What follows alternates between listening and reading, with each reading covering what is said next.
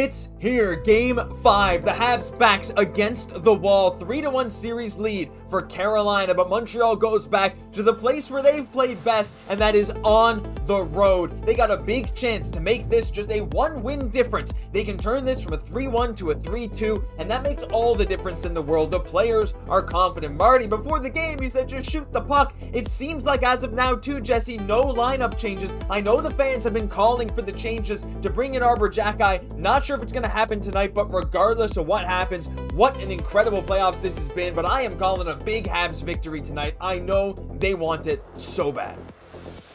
We're not leaving. So happy to be here with you all here tonight. And what is such a big game, Game 5, the third round here. Josh, I'm just so excited hearing the boys, how just their mindset going into this game. Once again, a team that has been so good under adversity.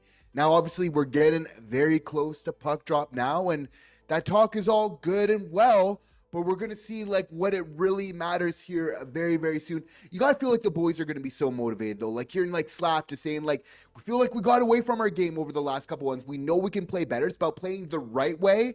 And really knowing that the results are going to come from that. So I think that just the boys are really approaching this game, Josh, in the right way. They absolutely are. The mentality in there, it's hard to do when you're a young team, right? Versus a veteran team like Carolina who's been there before. At least in the conference finals, they haven't really made it past it. It's kind of a notorious thing. And hey, you know what? Yeah, they've had a few good games in a row here, but who's to say that that's going to continue, right? Montreal is ready to go as we're seeing the broadcast of a pretty nice area around the Carolina Arena, though it's no Bell Center. Out in the middle of the woods, come on, you need it in the heart of the city like Montreal. You know that's what it is. I see Real Milton Bradley face watch the like button. Everyone in here, leave a like right now if you want the Habs to win. The more likes, the more chance they're going to win. Every time you guys have been liking these streams, the Habs have won the series. Just saying, we've come back from 3-1 before. First of all, I want to see everyone's thoughts down below. Leave your score predictions. Actually, I think I got a graphic for that. So let's do this.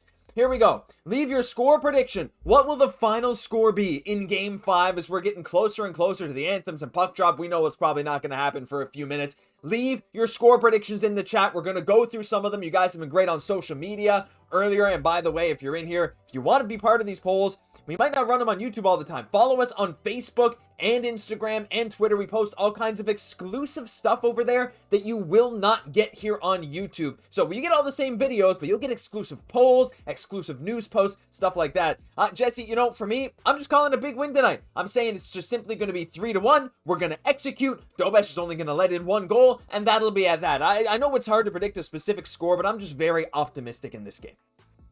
Yeah, the big W is the most important, but again, I think probably the 3-2 something, similar there is probably would be the gist of it, where again, the Habs, we know the offense is there, but the success really comes obviously when we're playing that strong defensive game. And again, that old adage of defense wins championship. I don't think that the Montreal Canadiens, it's lost on them of what they need to do to win hockey here. We see what Carolina's doing to be successful at this time of year. Vegas was able to really kind of clamp down defensively in a lot of ways. That's what's working against Colorado. That's what it's just that connected team play of defense. There's just so much to be said about that. And again, that's the beauty part about it.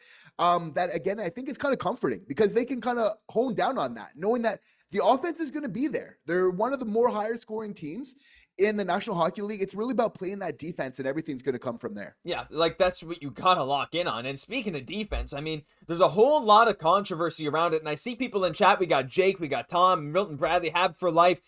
Here's the thing. It's a lot of people were calling for Arber Xhekaj, right? And based on the warm-up lines that Eric Engels tweeted out, it certainly seems like Arber Xhekaj is actually not playing. Now, there was some interesting stuff because he didn't participate in the morning skate with the extras, other guys like Gallagher, like Kapanen, that we knew would not be playing.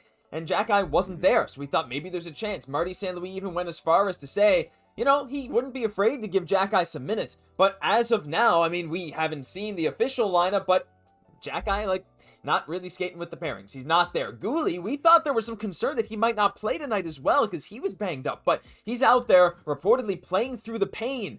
That's a quote from Eric Engels. So what a warrior. Of course, you need to win this game, but no Xhekaj. Jesse, I know we've been calling for it. The fans have been calling for it. The chat's already talking about it.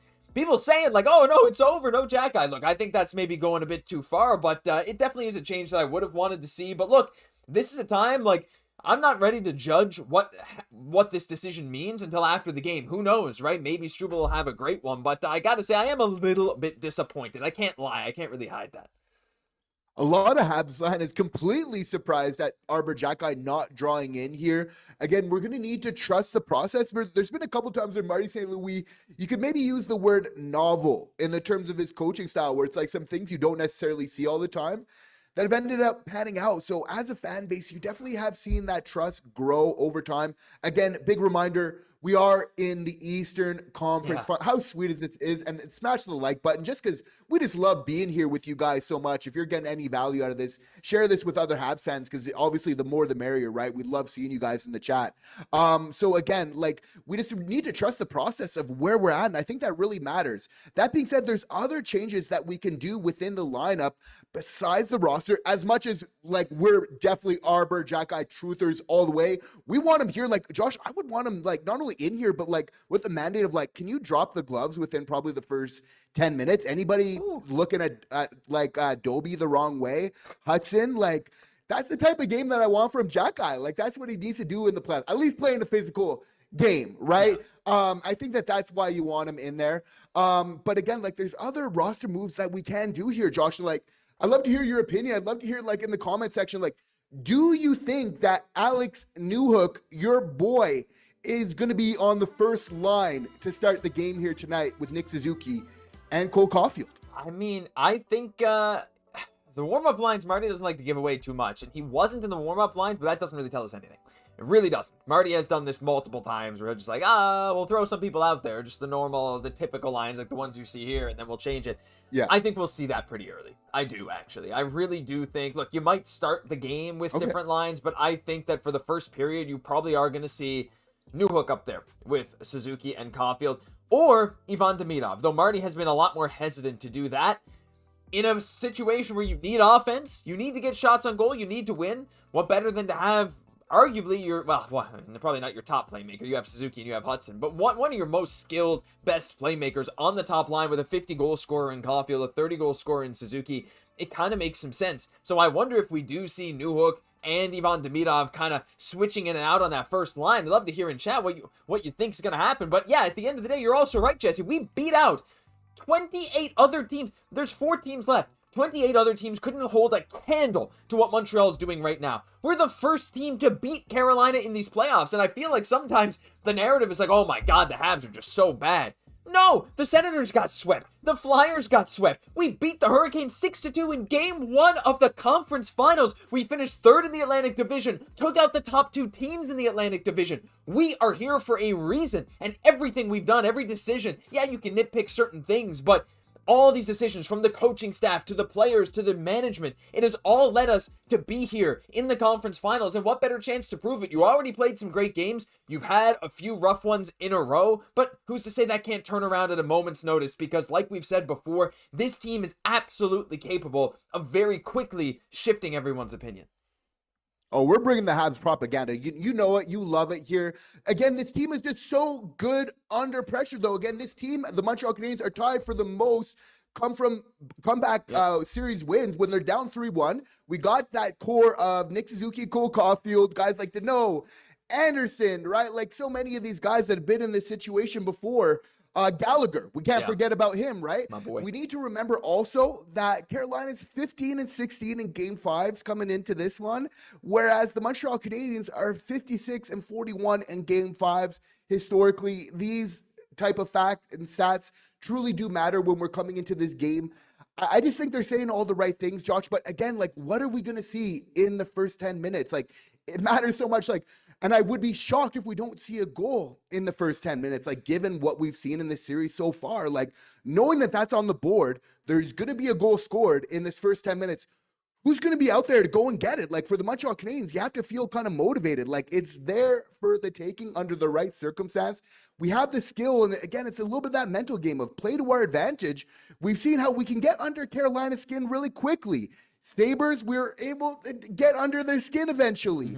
Right. So again, this team is just so good under adversity. When it truly matters the most, we've seen them come from behind those 1-goal wins, those 1-goal leads. Caufield leading the league in those game-winning goals. Right. So it's just these type of pedigree that this team truly has. It's all there. It's just a matter of putting it together at the right time, right? Like I don't know. Like I'm just so confident in this team, despite these losses where you're getting outshot by 20 or 30 shots every game. No, it's not inspiring to look at that. But you look at some of the underlying metrics. You look at how well some of these guys have done in the past, how they've completely shifted the narrative. Reminder: 2021 now is a different team with different style of play, but much worse coaching, mind you. That was a bit of a crazy one. But guess what happened? We lost 4-0 to the Toronto Maple Leafs. Same score, I believe, in that game 4 to go down 3-1 in the series. We lost 4-0. And what happened? The next few games, came back. That overtime winner by Kotkaniemi in game 6. And then game 7, it was Gallagher who scored a goal to send us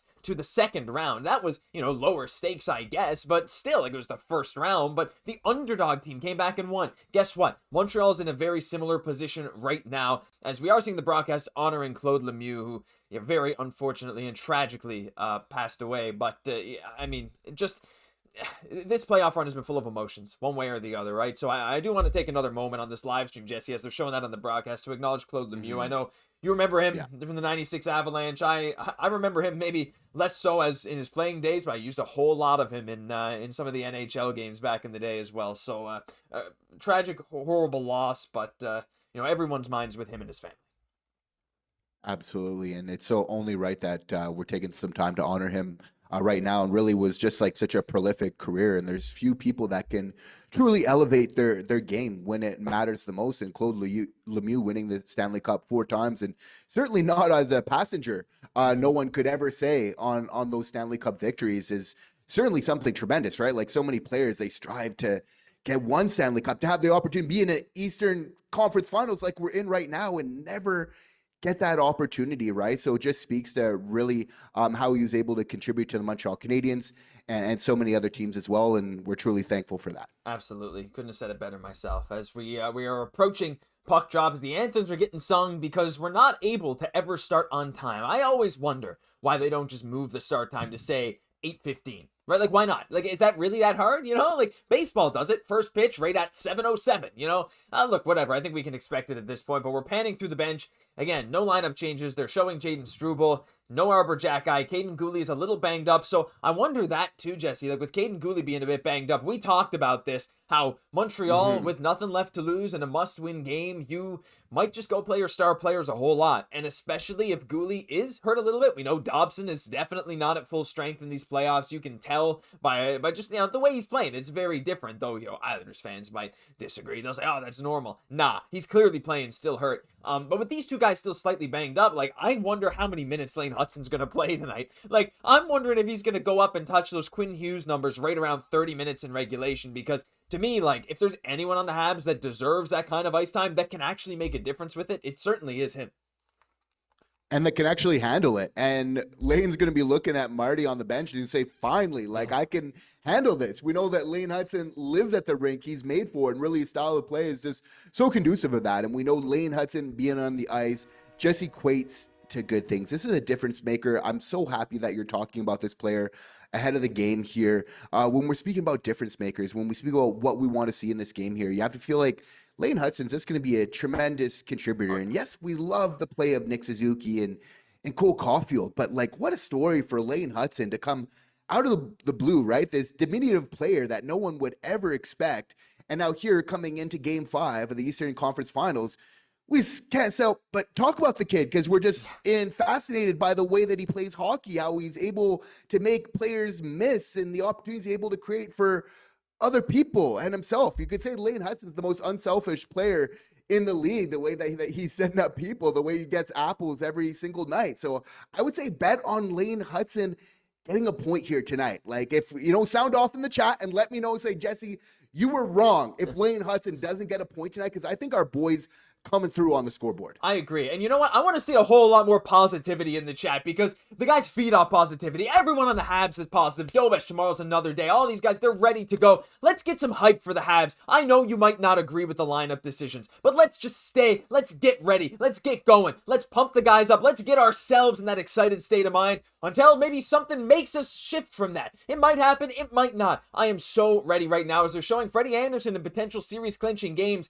8-9 in his career with a sub 900 save percentage. The audio is coming in. I'm going to pause it on puck drop. If you want to sync up with us, we're going to let you know when we are unpausing. So pause at your puck drop. We'll let you know when puck has dropped for us, and then you can completely sync it up. They're showing Andre Miller. They're showing Jake Evans lining up for the opening draw. It looks like it will be Evans taking it with Jaccob Dobesh in net, of course, the young stud from Montreal. The puck is getting ready to be dropped. I'm going to pause it. Drop now. It's dropped now. There we go. We're synced up. Oh, wait. 1 second. One second. Sorry. Okay. Psych. My bad. Say psych. Came really quick. They were actually showing a play from something. Okay. Mine has just dropped. That one's on TVA. Okay. That one. Shout out to TVA Sports. TVA. Holding it down for the Habs fans here in the playoffs. No, this is not a paid advertisement in the least. Josh, I am extremely excited as we're getting to this. And again, we appreciate you guys rocking with us here as we're on some international time here for this game here. And we're ready for the puck drop in just starting to this right now. The boys are coming to it. Mm-hmm. Josh, one more. You're cool with 3-2. That's what you're sticking to. Yeah. Last time, right before it drops, like you're doubling down on it. Oh yeah, let's do it. I'm saying 3-1. Mine was 3-1. I'm saying 3-1. Okay, perfect. Okay, no, even more confidence. Yeah, that's what's about here. Only one goal on Dobie today. That's it. All right, Nui here. Okay, and we got the puck drop coming in 3, 2, 1, go. And there we go because I unpaused earlier. Here we go. It's Carolina quickly in on 2-on-1. The shot. Oh my goodness! What a quick start to this game. A shot on Dobesh very early, and it's turned aside. Reset. You come back. You get Mike Matheson behind the net. Matheson looking around, getting hit. The Hurricanes starting out hot, starting out fast. Montreal has to try and match this. Has another turnover right away in the defensive zone, though Dobson does manage to get it back. Tripped up by Taylor Hall. No call on the play. Can't intercept the pass. A shot from the point. Very quickly, Carolina exerting the pressure. The nerves are definitely there for Montreal. The team Carolina, they want to get going, but it's hard to say the nerves, right, when it's just been in your zone for a little bit. I do wonder why it was Newhook taking that draw and not Evans, but hey, very, very quick start to this game. And you know what, Jesse? One thing that we've said it a whole lot. When the game is faster, it tends to favor Montreal. So I'm kind of okay if the pace stays a little bit higher. Again, we're going to have to find a way to really not allow that forecheck to get to us because we got to expect that that's coming. That's been their MO. They're just providing lots of pressure. So I just really feel providing that support and really those tight groupings. You know that pressure is going to come. You need to have somebody close to you make a pass. You're not going to have a lot of time to make decisions. Playing closer is going to be that much more important for making clean zone exits. 100%. As Andrei Svechnikov comes out from behind the net, feeds it into the slot. It's Aho, a little knuckle shot. Oh, it was a bit of a slower one, a bit of a change up on Jaccob Dobesh, who does manage to cover up. The Hurricanes already getting a couple of shots in tight on Dobesh. The defense, a little bit porous to start, but we've seen Montreal do this in the first minute before and then come back to absolutely lock everything down. But you know what, too? Getting a couple shots on Dobesh early is never a bad thing, right? Get him warmed up. You don't want to be that goalie who doesn't face a shot for a little bit and is a little rusty when that first one comes in. Jaccob Dobesh already locked in. Very excited. And you know Dobie's ready to go right from the beginning. That's one thing we can really count on him. One thing I'm liking from his game that obviously we're seeing a little bit early of in this game is just his rebound control, where he's able, like those great goalies like the Martin Brodeurs of old, where he's sending those rebounds into the corners out of harm's way. So again, just seeing the evolution and the technique in his game here. Yeah, I agree. Jaccob Dobesh, his technique has gotten so much better since his rookie year last year. As that shot looked a little bit funky. Dobesh didn't really know where it went after it hit him. As Ehlers registers a shot on goal. Shot's already 3-0 for Carolina. Just 1 minute and 10 seconds into this one. Jaccob Dobesh getting tested early. You can see there, Carrier trying to pass to Slav in his skates though, and it's a turnover. These defensive zone turnovers have plagued Montreal mostly throughout this series, a little bit throughout the playoffs. Not being able to get out of your own zone. Already a little bit disjointed on some of these passes, but stuff that can absolutely be fixed. And, you know, you got to think the nerves are there for these guys, too. Down 3-1, you know you need to win. You're trying to do everything you can to win, and, you know, that's going to come with some shakes, but they're going to settle in as the game goes on. As they try to forecheck a little bit here, it's behind the Carolina net. It bounces out front, though it's back to the point for Hutson, who dumps it behind the net. It's Phil Deneau out there with Alexandre Texier and Josh Anderson. Anderson in the slot, looking to shoot, but Svechnikov quickly ties him up. Struble at the point. brings it back behind the net, tries to get chipped back in front by Texier. He can't get it. Already some nice forechecking from this line. A nice slot pass to Andersen. Woo. Jesse, this offensive zone pressure. Spin move by Hutson and a trip. This is going to be a penalty. This is a penalty coming up against Carolina right here. How are you feeling about this bounce back shift, Jesse? We talk about bouncing back, bouncing forward. That's about as good as Montreal could do considering the circumstances. And it just comes down to, again, getting those opportunities in the slot with the puck, looking dangerous, instilling a little bit of fear in the opposition. These are these looks that are just so important, right? And these simple plays of just being able to keep those pucks in to extend that offensive zone time is so key early on in the game to assert yourself. You got to continue to assert yourself, especially against a team like Carolina, who's going to be doing the exact same thing right back to you, right? They're not going to take it easy, as the Habs are continually trying to get a little zone entry here, almost like a power play, but unsuccessful. They cycled it around the neutral zone for a long time there, nothing doing, but that is all right, because the Montreal Canadiens are going to get the first power play of this game off of a filthy move by Lane Hutson.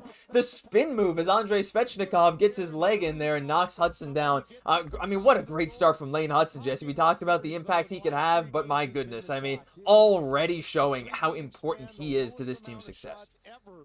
Yeah, and again, just showing why he is one of the elite defensemen in the National Hockey game, in the National Hockey League.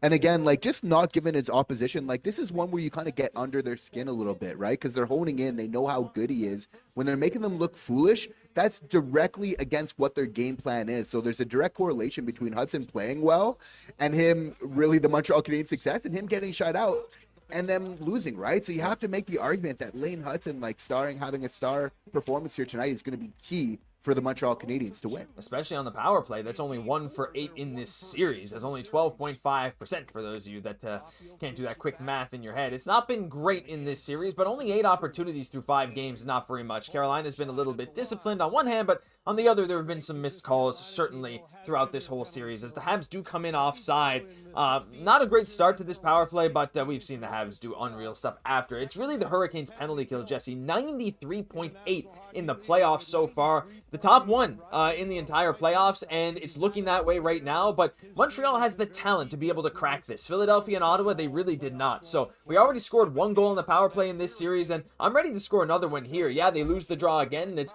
rifled right back down on Dobesh, but as soon as you get some sustained offensive zone time, you put a puck on net, as they've now changed the shots to 2-0 Carolina. Still no shot on net for Montreal. Just get the puck on net, and good things tend to happen. But they're doing the right things for me on the zone entries. Yeah. They're adjusting well. Like, they're coming in, and you see they're a little bit closer, where they're providing, that was just a little bit of an unfortunate opportunity there where they're offside, but they're doing the right things setting in. So again, they're getting some great opportunities right now in the offensive zone that we'd love to see. So this is exactly what we want to be seeing right now from the Montreal Canadiens, getting this slot and looking dangerous. Yeah, you got to continue to look dangerous. They're cycling it around right now. Hutson over to Demi. Demi looking on net. He wants to shoot, but the Hurricanes are very good and very quick at closing these shooting lanes. Back to Hutson. He shoots. Down to Slav. Down low. That's a shot on net. Oh. I think he tried to get it over to Caufield, so, but, the pass didn't quite go through, as the puck is now cleared out. Hudson's going to have to go recover. Grade A opportunity, though. That's all you need, right? You got to start getting this momentum. Get these chances up in tight in Carolina's grill, and get to Freddie Andersen, Jesse. That's one thing. He is not infallible. One thing we've been saying all series. You get more pucks on Andersen. He's not going to make every save. You just need to find the right opportunities to try and capitalize.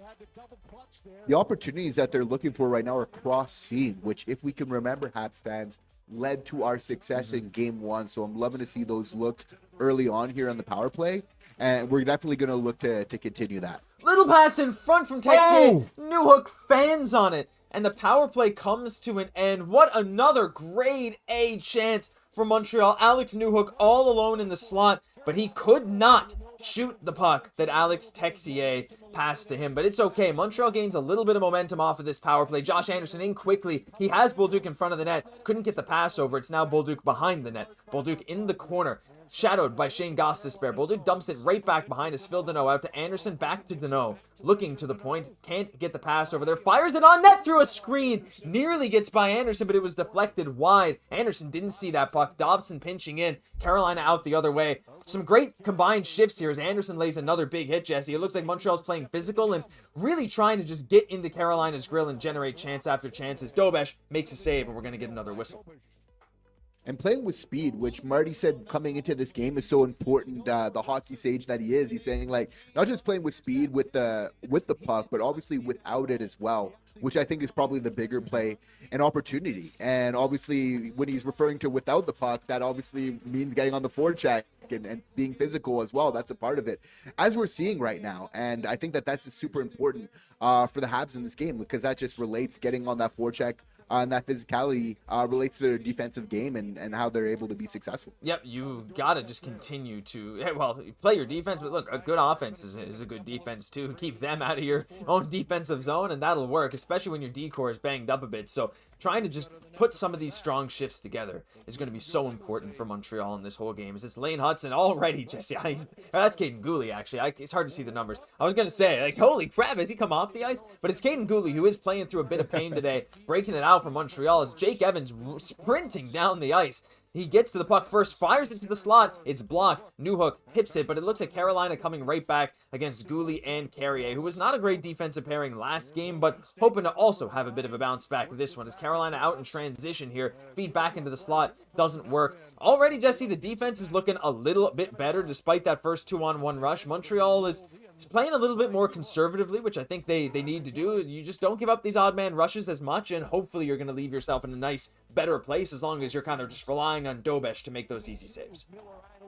Yeah, just making your life so much easier by getting the puck out of the zone. Like, if there's one thing that we need is key for the Montreal Canadiens the rest of the game, is no more soft plays to really get the puck out of the zone. It's just super important. If there's one thing the Montreal Canadiens cannot do in this game, if they're keeping the puck in, it's because they're just having tremendous pressure to the point where they can't keep it. But there can't be any unforced error where we're just turning over the puck to allow play to continue.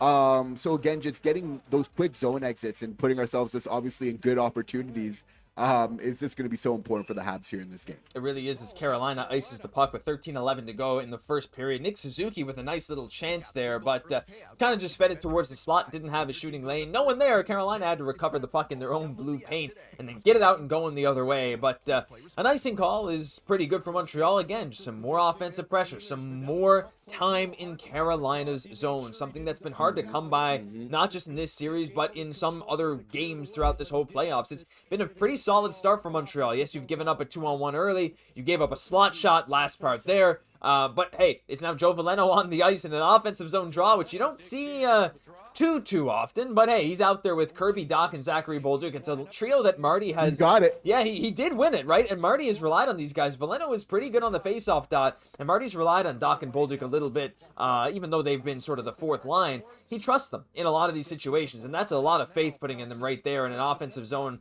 face-off off and icing. So, no, I mean, I like the decision, right? Trying to instill your guys with confidence in a game that really, really matters. And again, it's like just putting that emphasis on the defense really in all zones. But I am truly liking what I'm seeing for the Montreal Canadiens early on in this game. It's just like they've clearly made some adjustments. It would seem like, Josh, I think it's only right, though, Game 5 here, if you guys have been rocking with us this season, I think we got to set a sub goal for this video here, for this live, this watch, because we don't want to have this be the last one, right? Yeah. We want this ride to keep going. We want more watch-alongs. Any elimination game, you can count on Habs Digest. We're going live. We have to be there when it truly matters the most, right? Josh, what do you feel is a good sub goal maybe for today? I mean, let's get 27.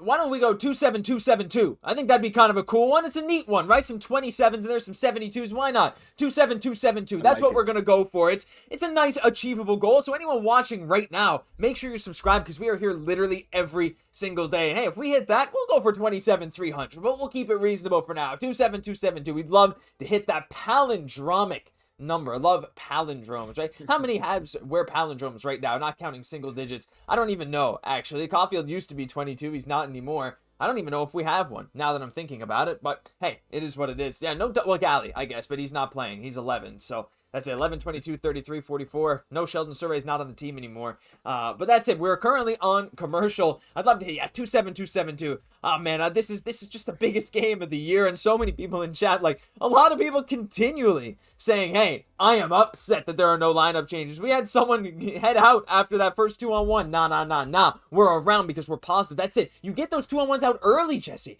You get that out of the way early, and then you bounce back, right? Okay, we already gave it up. And guess what? Jaccob Slavin made the save, or Jackson Blake put it over the net. It's fine. Rest of this game, rest of this period, so far, like I know we've been saying it, but Montreal has been pressuring them. They've been pressuring Carolina. There's a lot of good energy right now. They know they have nothing to lose. You just got to keep them on the back foot, something they're not used to, and hopefully you can generate some chances from that.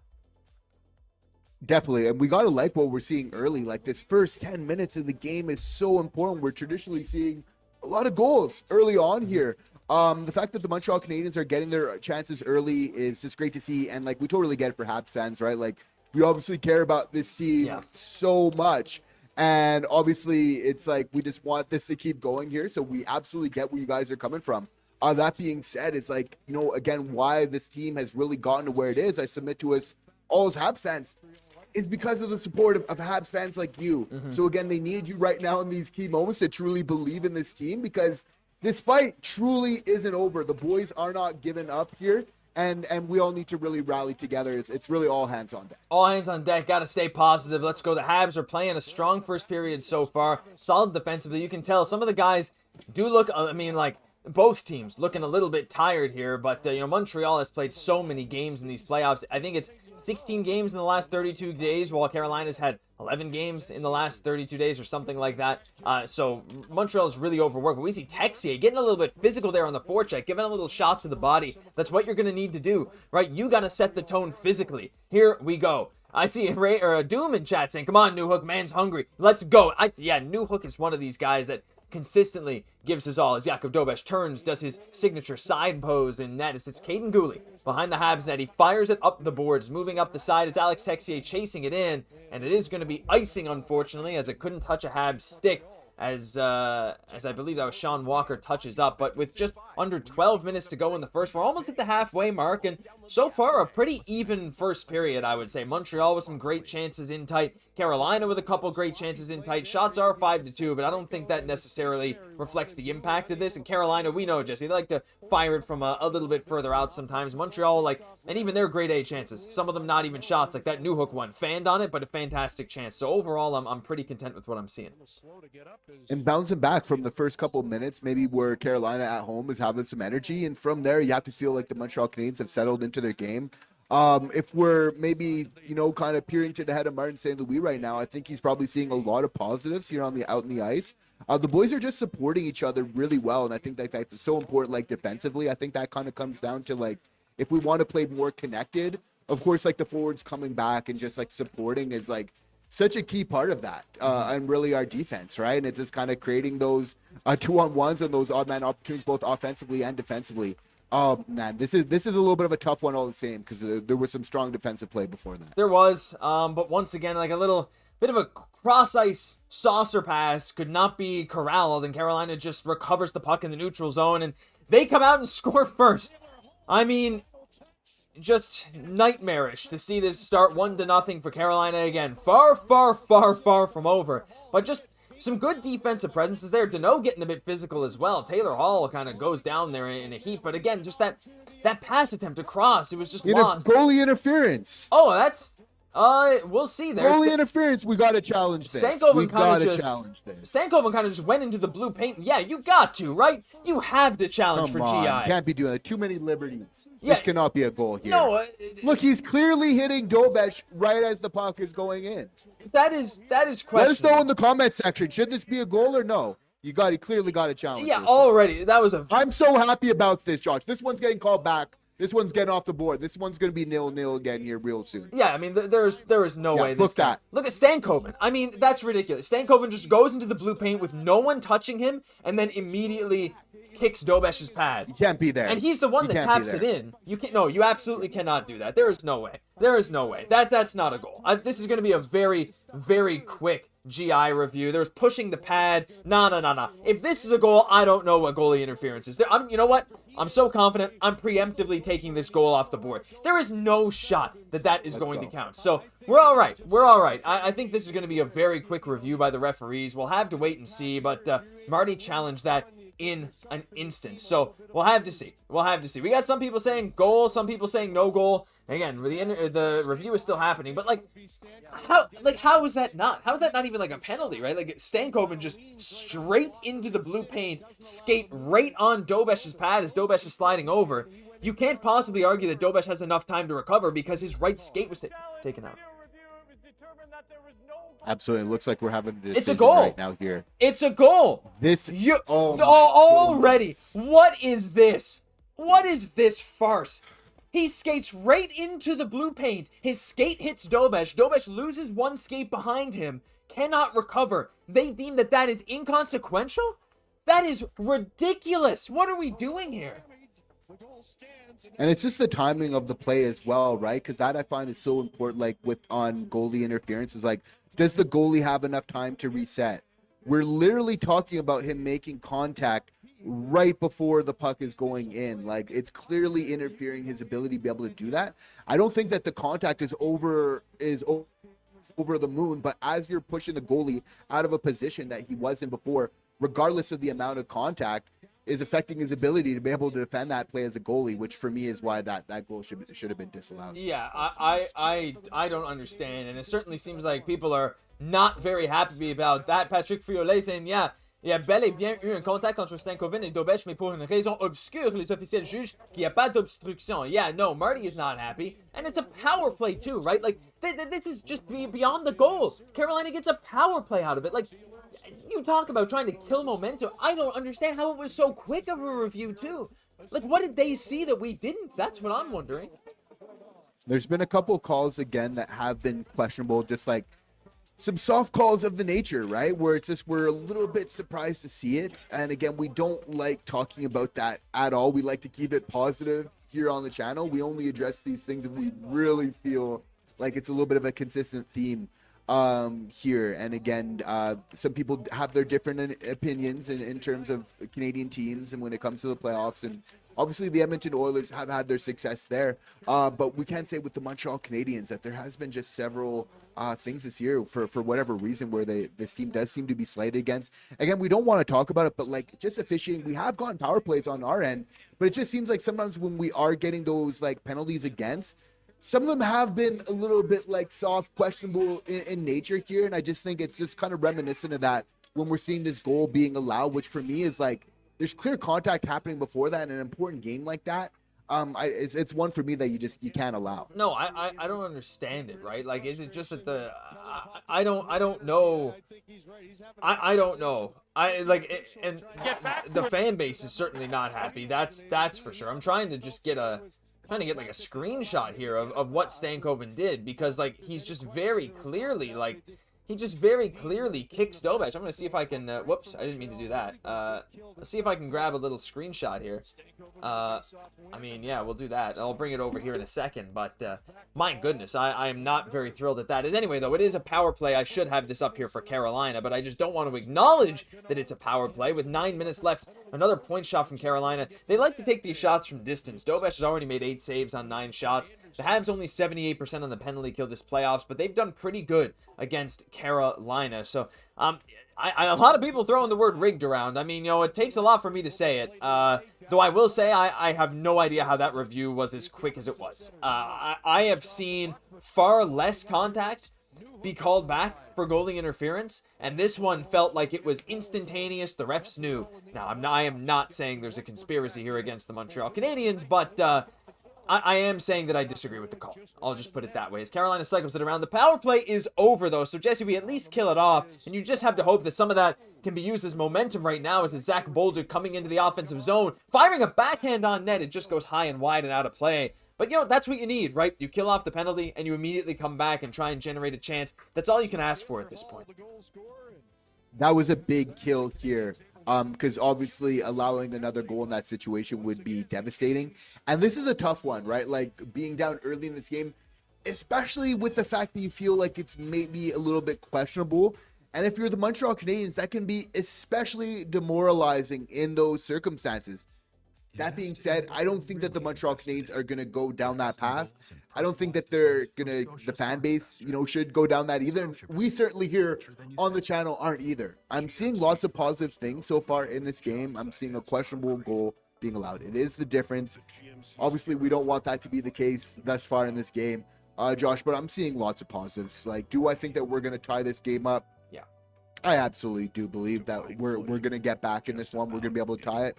But the big question is, like, can we do that before the end of this period, which I think is just so important for that momentum which is kind of like so synonymous with just the mental side of the game, right? Again, we just want to talk about that. It becomes so important this time of year, being able to lock down. And again, for the Montreal Canadiens, it's gut check time. It's a term we've used before on this channel, where now it's tough, right? Being down 1-0 in an elimination game, gut check time for the boys to rally. You got to look at the positives, what you've been able to build so far. The opportunities are there, and it's just about seizing them right now. You absolutely have to. As Chris says in chat, okay, time to get that goal back. And we had, a number of comments saying, oh, wait, rigged. He barely even crossed the line. Yeah, Bolduc should have drove that puck right to the net. That's not a bad point by Brad either. Aladdin saying Carolina hasn't had to make any major adjustments since game 1. Yeah, they sure did after game 1, and whatever they did, it certainly has worked against Montreal, but you got to just find ways to assert yourself, right? I think that's really what it is. You got to, I don't mind that point too. Like, Bolduc kind of coming in on the backhand, it's hard to just, turn the corner and go right to the net. But maybe that's got to be your mentality. You've seen Dobesh ran a few times. I'm not saying run Andersen, but I'm saying try to get to the net. Try to get in front of him. Force the Carolina player to push you into him, right? Like, I don't want to run goalies. I don't like that idea, but Montreal has been on the receiving end of a lot more than they've dished out, and I think things like that, little aggressive moves, not a bad idea to continue the game plan as the game is now back underway. Yeah, you said it, Josh, but no, that's controversial. That's this playoff I know. hockey, right? And I think that's what it's all about. Taking the puck to the net, and I think there's a lot to be said about that. And that's something overall that I think we like about Bolduc's game. But absolutely. And again, it's about getting like traffic to the front. It doesn't need to be perfect, just getting traffic and some bodies in front of the net this time of year. We see our boy Doby though coming up so big for this team when it matters. It's about supporting Dobesh. Let's get some support Dobies here in the chat. Because again, he's just doing so much for this team. You have to feel like they're going to be motivated. Josh, I'm certainly not giving up hope. As tempting as it could be early on here with the losing just 1-0 here, we have to remember, just last game, we were gotten a much deeper hole than this early on here. We're not allowing it to snowball so quickly here.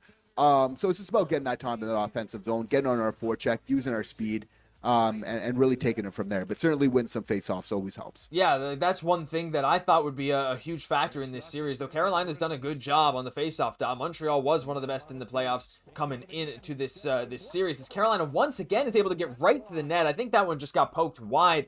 A few chances where Montreal's defense is just not able to stop Carolina. They just skate kind of around everyone and get right to the front of the net. You got to shore that up if you don't want this to snowball like you mentioned. But Carolina, a little flip out. It's going to go back into the Montreal zone. Matheson sends it up the wing. A lot of these Hab passes are completely disjointed as Dobson fires it directly to the Carolina Hurricanes. And Svechnikov with a quick shot. Once again, gloved down by Jaccob Dobesh. Turnovers. Name of the game, name of the series. My goodness, the amount of passes that are just disconnected. It feels like I think there has to be some fatigue setting in because this wasn't something we saw during the regular season. Not something we saw in the first 2 rounds. And you could say, oh, it could be Carolina, but I don't really think so, right? These are just passes. Whatever Carolina's doing is not going to affect that. So just shore that up. You got to lock in mentally. It's extremely hard to do when you've played as many games as Montreal has. You're down 3-1 in the series, but it's exactly what you need to do because every single unforced error in a pass can make or break this entire hockey game.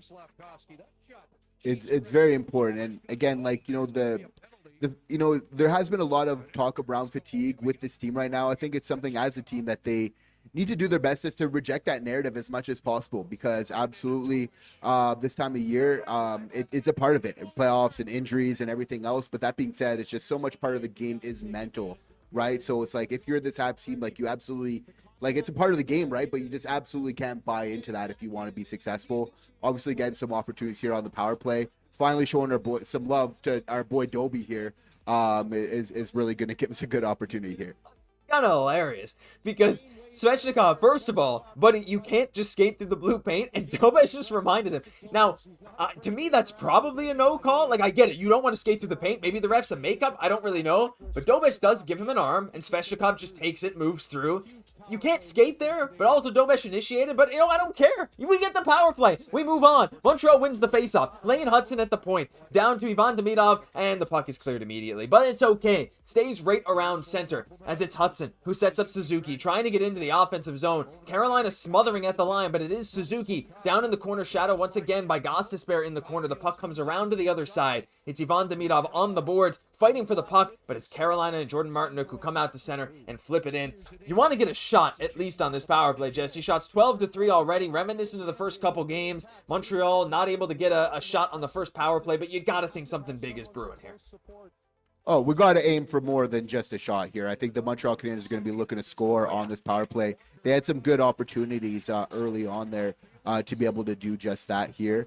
So it's just about getting, the good, clean zone entry, making some quick passes. Like, you got to know that pressure is going to be there, have that support ready for them, make a couple quick passes. And then that's the beauty part about a team that has a lot of pressure is you can beat that if you just got to let the puck do the work for you through some crisp passing. Yeah, you absolutely do, but Montreal is just little pass after little pass right now. The second unit comes out with over a minute left on the PP. It's not something you often see. Marty not happy with the first unit. Second one out here is it's Alex Newhook on the right half wall, looking around, skating closer to the slot, decides not to, back to Bolduc, back to the point, nearly comes out, but the shot from the point nearly, it gets deflected, right? Every shot from the point is a chance to go in, but it doesn't go on net. And with only 30 seconds left on this power play, it's Noah Dobson once again behind the Habs net, skating out through center. So, I don't know what to say at this point, right? You got to just generate something here. Frederik Andersen's not tested. There you go. Newhook skating right into the slot, but circling, it's a Texier, right into the slot, turns it over. And the clear is failed by Carolina, and I believe that's, I can't even tell who that is. It's hard to say, we'll see with the numbers, but it doesn't matter as Carolina does get the puck. They try to clear it out, and they do. It's a little 2-on-2 rush with Svechnikov coming out of the box. A shot on Dobes, once again freezes. 0 shots on the power play again by Montreal. Yeah, I mean, I don't know. Not what you want to see. It feels like Carolina just has the recipe for success on defense, not allowing Montreal to even get a pass into the inner slot. But thank goodness for Jaccob Slavin. Still just a 1-0 game. And we know that these games, 1-goal games, they can change so quickly. So lots of time to come back, but you got to start capitalizing on these power play opportunities. Yeah, it's going to be really important for sure. And Marty definitely not happy with the first unit, and that's a little bit of maybe of a signal to them early on, a little bit of a shot to them. And we're going to look to see, can they maybe wake up a little bit here in this game, because we know the game breakers that Cole Caufield can be, that Nick Suzuki, Juraj Slafkovsky, Josh, and it somewhat pains me that we're not seeing Slav on this top line here, and in such an important game where we really want that top line thriving because of chemistry. Now, we know adjustments need to be made in the playoffs. That being said, we obviously would have wanted some better opportunities here on this power play. There has been some good offensive opportunities for the Montreal Canadiens in this first period. It's definitely not all lost. It's just a 1-goal game. They're really just one shot away. But it's obviously they know what they need to do. And obviously there's no secret, right? It just comes down to the forecheck. It's similar how Carolina, a lot of teams have success, and the Montreal Canadiens, they need to bring their own game too, but the forecheck is a big part of that. Yeah, how are you guys feeling? Let us know in the chat. We're going to respond to some. If you just leave a chat now, we want to respond to you. How you feeling after this? Because the Habs need to respond, obviously. Carolina is once again trying to impose their will. It's not like they've gotten a ton of crazy shots on net, but hey, it is what it is. Habs for life saying they gotta shoot, for goodness sake, to put it lightly there. Yeah, you just do. Just fire it from somewhere. So many times just skating, maybe they're over at the half wall. I don't know, maybe. And then they just don't, right? Just try. Just put it on net. Even if it doesn't go in, generate a rebound. There have been a couple of shots where Montreal's just lofted it in from the point, and it's just deflected wide of Andersen. One of those could very well go in. So, anyway, dude's trying to sell the Habs have a chance. They don't. Yeah, they do. It's a 1-0 game. My goodness. Anyone says that the Habs are out being down 1-0? Nah, that's crazy. The Habs have won so many games. Look at that Game 7 against Tampa. That's all I'll say. What is it? The only remaining hope is someone knocks out Taylor Hall, but Arbor in the stands. Maybe Josh Anderson can do it. That is one of these guys that could be a huge key player in this game, Josh Andersen, and he played pretty good in last game. The Carolina Hurricanes were kind of shying away from him a whole lot, so we're still going to stay positive until we basically literally can't anymore. So Carolina wins the offensive zone face-off, and it comes back to the point, and they dump it back down in. It's Taylor Hall behind the net, who looks healthier now, a shot fired and in. Well, yep. I don't know what to say about that one. I mean, they're going to have to see a replay, but certainly not what you want to see at this stage of the game. I mean, still time, but I'm a little angry. I don't want to crash out here, but this is you lose the face-off. You can't get the puck from them, and they capitalize. And there's a little bit less controversy around this one. Yep. So there's definitely that on this one here. Again, they're just, playing that possession game, getting on the forecheck, just cycling it down low. This is a little bit of a, maybe Dobie wants that one back, but, again, that's just, a shot where he's just going top shelf there on that one. And again, this is tough, going down too early in this one in an elimination game that matters. Here, that being said, that opportunity is still on the table for the boys here. They got to chip away at it. It's really just one goal at a time, one shift at a time. So we're just looking for some good play from the Montreal Canadiens. And obviously, we know, the results, they just really come from that. So it's about focusing on that right now. Yeah, and that's all we can do, right? You guys know us. For those of you that don't know us, we are going to stay positive and believe until we literally can't anymore. Until that final buzzer sounds and the Montreal Canadiens have lost the series. Until then, there is no reason to doubt this team. Well, maybe there's a reason to doubt, but we're not going to doubt. That just is what it is. This Caden Gooley recovering the puck, going around Jaccob Slavin. The energy is going to stay high. I'm not conceding a thing, not a thing, until that final horn sounds. I don't care. I don't care about all the negative comments that you guys are leaving right now. I'm going to tune them out. Definitely understand where you're coming from. Don't get me wrong. Don't get me wrong, those of you in chat. However, Montreal has done so much amazing stuff this year. Carolina has looked like the better team this game in a few games recently, but Montreal still has the chance to do it. They're showing Logan Stankoven, who's had a great playoff so far, but to win this game, Jesse, you just need to once again be physical and be fast, something that Carolina has not allowed Montreal to do. But if Montreal can just get into that mindset of we're down, we just gotta go, it could change things pretty quick. Yeah, and it's just about, again, just getting that offensive zone time and getting those opportunities. In my opinion, there's one questionable goal here. Yep. Probably this game should be rightfully 1-0 here. I don't feel like they've been hugely outplayed, personally, in this first period. We're not going to get, not really, too much doomers here on this channel. I think there's still obviously a huge opportunity for them in this game. It's still very much early on, but that's obviously they're going to need to play some good hockey. And it's really I think what Habs fans want to see right now is just having that heart and showing that you want it and playing hard also for your teammates, because this has been a tremendous season. We want to do that season justice in this game. That's a tough one here. To go down 3-0 here in this first period. Yeah, Matheson's going to be a little bit upset about that one here. This one hurts for sure.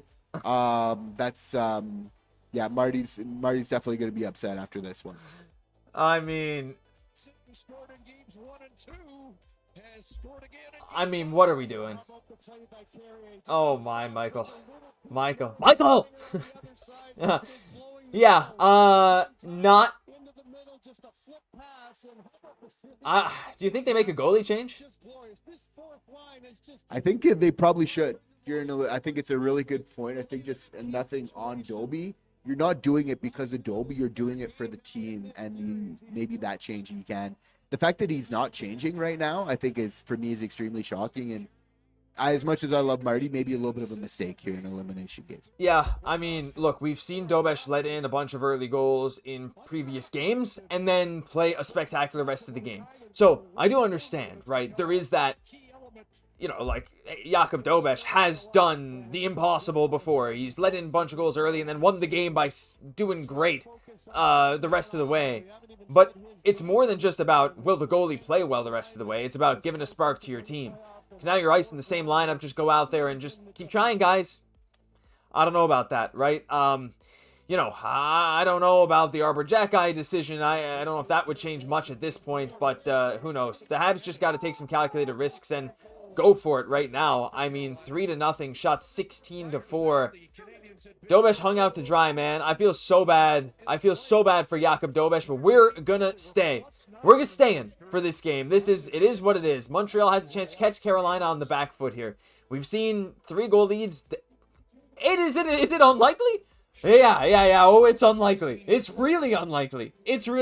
But I don't care. Because what is watching a game? What's the point of watching a game if I'm just going to sit back and say, oh God, we suck, guys. Oh, it's so bad. Nah, there's no reason for me to do that. I'm going to try and enjoy every second of this game, every second of this season until the season is over. Because it's been such an amazing season and I don't want it to end tonight. So I'm refusing. I'm in denial, and I'm acknowledging that I'm in denial that it's 3-0. It's 0-0. You just need to get one goal on the board and go from there. Because this season has been unreal. I'm not letting it go. I'm not letting it go until I am forced to. So I'm sticking with this for the time being.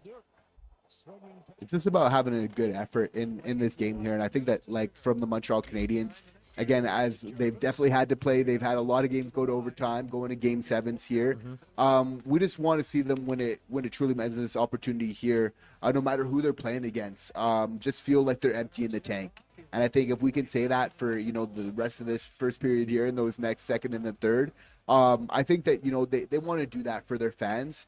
And I think that they owe it to each other to really just give it all they have for the rest of this game here. I mean, you got to. I want to see the effort. I want to see these guys just give it their all, lay some big hits, just go as fast as they can. Don't try the fancy move. Just give effort, as Ivan Demidov does to win the puck behind Freddie Andersen. But the puck is chipped out to center, and it's another partial break for Carolina and Eric Robinson. But this time, Mike Matheson is up to the task on Eric Robinson, unlike last time.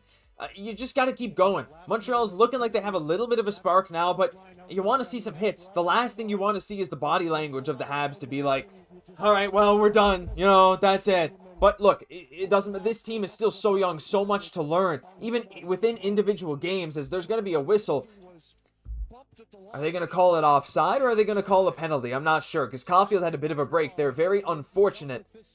But with 26 seconds left and what looked to be a scoring opportunity coming in, the Habs unfortunately get a whistle. Habs are 6-2 when facing elimination since 2021. A pretty good record. Hey, still time. Still time. It's very unlikely. I know. I'd be happy if they scored one at this point, says Chris. That's where you start. You just get one. You cut the lead down. And you just go from there. Like they said, it's one game at a time, one period at a time, one goal at a time. You haven't been able to solve Freddie Andersen a bit. You need some more shots, but that's it, right? This team is so young, so primed to do some big stuff. The whole roster basically coming back next year. So no matter what the result of this game is, there's going to be a whole lot of great stuff coming just like this series and this playoff run. It's not how you want to dry up this first period here. Obviously, there is going to be some opportunities in this intermission here to make some adjustments in terms of what we're seeing out on the ice. And so, again, still 40 minutes of hockey here to play. And there's going to be some opportunities for the Montreal Canadiens, but obviously that starts with one goal at a time. This is not the outing we want in such an important game. And a lot of times we're kind of shooting ourselves in the foot, right? Like some unforced errors. And that's the biggest thing for me, though, is that it's often like things that we're doing that it's like, that's why it's kind of fixable, but that's what's kind of frustrating about as well. Like sometimes like soft zone exits and things like that, like that's more on us than anything else. And that's kind of that mental part of the game and just locking down and just making that tough play no matter what, that puck is exiting the zone. But so again, this isn't how you want to draw this up. And it's unfortunate because there were a lot of bright elements for me, like in terms of like one of the biggest things for the Habs to have success here in game 5, I was looking at is like making good zone entries, right? With how Carolina is playing like such good defense. They're playing a little bit closer, as I had previously mentioned, and like along that blue line and creating opportunities and some different options there for their players. And again, like they were able to get some good zone time out of it, which I think is so important. It's just like that first step. We have so much skill from the Montreal Canadiens, but if we're not able to get there and kind of get our cycle game going and just start kind of distributing the puck in the offensive zone, it's not quite able to shine. So obviously like that zone entry is so important. So we've seen bright spots of that. Can they get back to that and do that here in the second? We know Carolina is a good team. Josh, I wouldn't like I know it's like all the way game one, like it seems so far, you know, and I know that obviously like the series does evolve and does go, but like it's from this series that we're drawing like this experience from, like it's still relative. There is opportunities. You can score goals on this team here. So I think right now for the Montreal Canadiens, it's more about just believing, getting that first goal and building from there in the second period. That is all you can do. I mean, you don't have a choice. You can concede and just say, well, that's it, boys. Season's over. But you know in that locker room, that's not what these guys are talking about. It's not the type of player that Kent Hughes has drafted. It's not the type of player that Martin St. Louis has helped develop, right? These guys are all killers who want to go out there and score every single goal, get every single point. Like Lane Hutson, he's probably screaming in there right now, right? Like this guy wants to play more hockey. Are we really going to deprive Lane Hutson of more hockey? Even if the Habs don't end up winning this game, he's going to be on the first one. You're going to get a report tomorrow morning. You're going to look at Twitter and see Lane Hutson was the first one on the ice at Brassard this morning. Like, it's what's going to happen, right? You can't let him be deprived of hockey. But we've said it so many times before. 1 period, 1 game, 1 goal, whatever. 1 second at a time. Just make your next play better than your last play. And Carolina has done everything that they could to shut Montreal down. They clearly have their game plan. Rod Brind'Amour has done a decent job of figuring out what makes the Montreal engine click after game 1. But you're right. We saw that game 1. It was a 6-2 victory. And what did we do in that game? We played fast. We found the open ice. We got out quickly when Carolina made mistakes because we were forcing them to make mistakes. We came out with this energy. We're like, we are going to prove the doubters wrong. We were laying some hits. We were playing quick. And that has kind of gone by the wayside. Partially because of game planning from Carolina. Partially because Montreal just hasn't been able to get it going. But anyway, we're going to go to the chat right now. There's a lot of people not very happy. Montreal, be glad you're here. Such a lucky run. I don't know about that. You can tell the luck to being in the conference finals. So next time when you win the first round, Mr. Senators fan, let us know because we'll see you there. There's playing tired. There's playing like you're tired of playing hockey. I think it's a bit of both. I don't think they're tired of playing hockey actually at all. I think Lane Hutson again wants to just continue to play, but it can be demoralizing. I will say when you're down like that and to get out your next shift, but a lot of these guys are going to continue to step up and try to play the best they can. I think Marty can also grow from this. Still happy with the progress that they made. Yeah, that's a very, very fair point too, right? It's not just the players. There's coaching. There's a whole lot of things that are happening. Marty is still a young coach in the game, right? He hasn't done this before. So many of these players, they haven't played a system like Carolina before to know how to bounce forward from games where Carolina shuts them down. So for everyone involved, like for a team so ahead of schedule, I know it's really, really, really hard to look at a game like this, a series like this, and to say, yeah, but it's going to be better in the long term because everyone thinks short term. Everyone does. Short-term gratification always feels better than being more disciplined for some longer-term goals. But I feel like it's going to be true, and only time will tell. And, hopefully we are proved right, but I have a really good feeling that we will be. And you're absolutely right for feeling that way. And a lot of success, right, in like championship teams, like it's really built in stages. That being said, like full disclaimer, like you know us, I actually still believe that the Montreal Canadiens can get back, even though we're not seeing all like the most part, they absolutely can. But that being said, is like the Carolina Hurricanes, like this is their 4th time being to the Eastern Conference Finals without being able to move on. They've been like, you know how hard it is to win this type of series and to move. They've been here so many opportunities with a team that's not in a rebuild where they're spending to the cap and beyond. And here we are competing with them at the same time here. So this is something like there's definitely, when you're building a championship team, you definitely normally see before they do win that final trophy, if they make just a big splash in the playoffs and they set a new level of what they're capable of, they set a precedent, and then they go out in the next years and subsequent and go and beat that and really gain that best trophy. But you need to build upon it. You need to set kind of that new normal, for lack of a better term, of what your team is capable of here.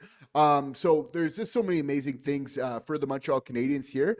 But that being said, like we have pride, right? So it's like, let us know, like sound off in the chat. Like, how are you guys feeling? First of all, let us know like where you're coming from in the world, because we're just so thankful to have so many fans from all around the world. And let us know your comments and how you feel, because that's the nice part about being live. And at these moments, like we need to kind of come together and chat. But obviously, like when we're doing these live, like sound off and like whether it's good or bad, right? And like obviously we like to keep it respectful, but like let us know how you're feeling, because like we get it. It's understandable. Like we care about this team too. And like, obviously we have pride in this type of game, like having the scoreboard, whether we agree with one goal or not, it's like, it's not the best. But that being said, it's like there was 2 legitimate goals scored against the Montreal Canadiens in this first period, at least. And like, they need to own that, right? And like, that was, despite how that maybe changes the momentum with that first goal. And again, I think that's so important that should have not counted, because we don't know with the mental game and momentum and how quick things change and the home team, like that first goal should not have counted. That would have changed the entire feeling just of this first period. And it's not to say that they're not getting any goals afterwards, but there's a strong argument to say that's changing the momentum and that they're not scoring so quickly thereafter. So again, it really just speaks to the power of momentum in the playoffs. In this first period, we saw it work very positively for the Carolina Hurricanes after getting that first controversial goal. Now, the opportunity for the Montreal Canadiens is they can use that momentum in the same way. It's there for the taking. It's that much more potent and powerful in the playoffs. So if they can really kind of harness it here and use it to their advantage, they're going to get some opportunities out of that as well. Yeah, they need to make the most of whatever opportunities they get. And one big thing in this series that I haven't loved to see was that the Habs bottom 6, which was so important in the first 2 series, just has not been able to get it going versus Carolina. The Carolina depth has seemingly outproduced, I will say. I'll use that word carefully. The Montreal bottom 6, and that can make a big difference too. But you're right, like this whole game, like if Newhook connects on that slot pass, if that goal is called back from goalie interference, you're looking at a big different game. But guess what? That's not where we are, unfortunately. Like as much as I want it to be, and like Garrett Rank, he's not even reffing this game, I don't think. And I just think of him anyway. I saw someone in chat, or someone on Twitter, I think, said it there. Like, anyway, it's tough, man. Like, yeah. You're right. We have pride. Like, we have pride in this team. We feel like an extension of this team in some way. So to concede and say, oh, we friggin' suck.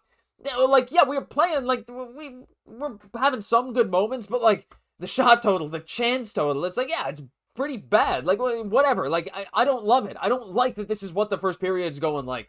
But like, I don't have a choice right now because I feel like I'm part of this. I feel like, well, you know what? What's the point in conceding? What are you going to do? Go out there for 2 periods and just say, oh, well, we're screwed, guys? No, it's not going to happen. So, look, I want to go back to the chat because you asked them how they're feeling. We'll take a look at what people are saying. Can't believe St. Louis made no changes to the lineup tonight and expected anything to change.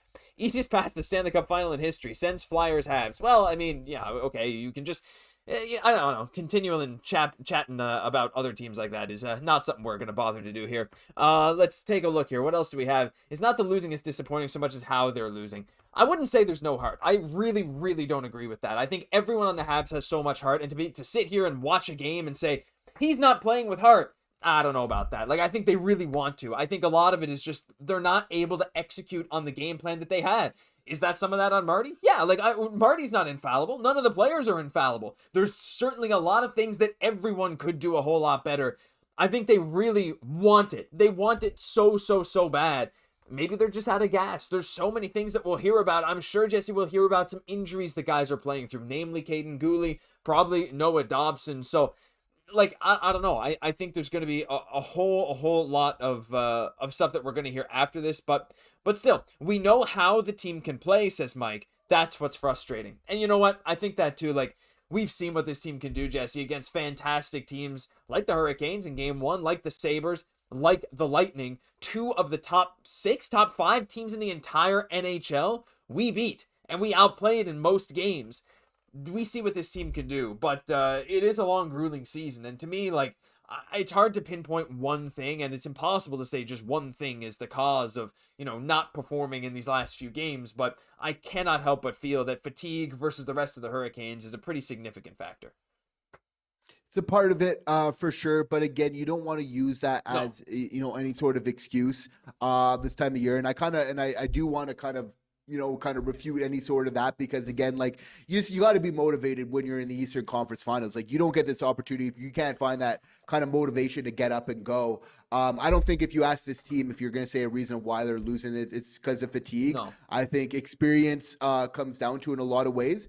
But in a lot of ways, like, it's I definitely think that they do want it. But that being said, like, we would be wrong if we didn't say there's certain things that the Montreal Canadiens, like, could execute just better on the ice, where it's like, Like recently Nick Suzuki was asked about like the shot volumes and like the chance of like, them shooting more. And Marty kind of even said like, okay, like maybe like the Habs fans aren't wrong about that. And, and Nick Suzuki did say the same thing. Like, we would definitely like to shoot the puck more as well. And I definitely get that. And that is true from Nick Suzuki. That being said, it's like, we can all remember there was like opportunities in this series where Nick Suzuki's in the slot and he has an opportunity to shoot the puck and he's looking more for the perfect play or maybe looking for the clapper when you're in the slot.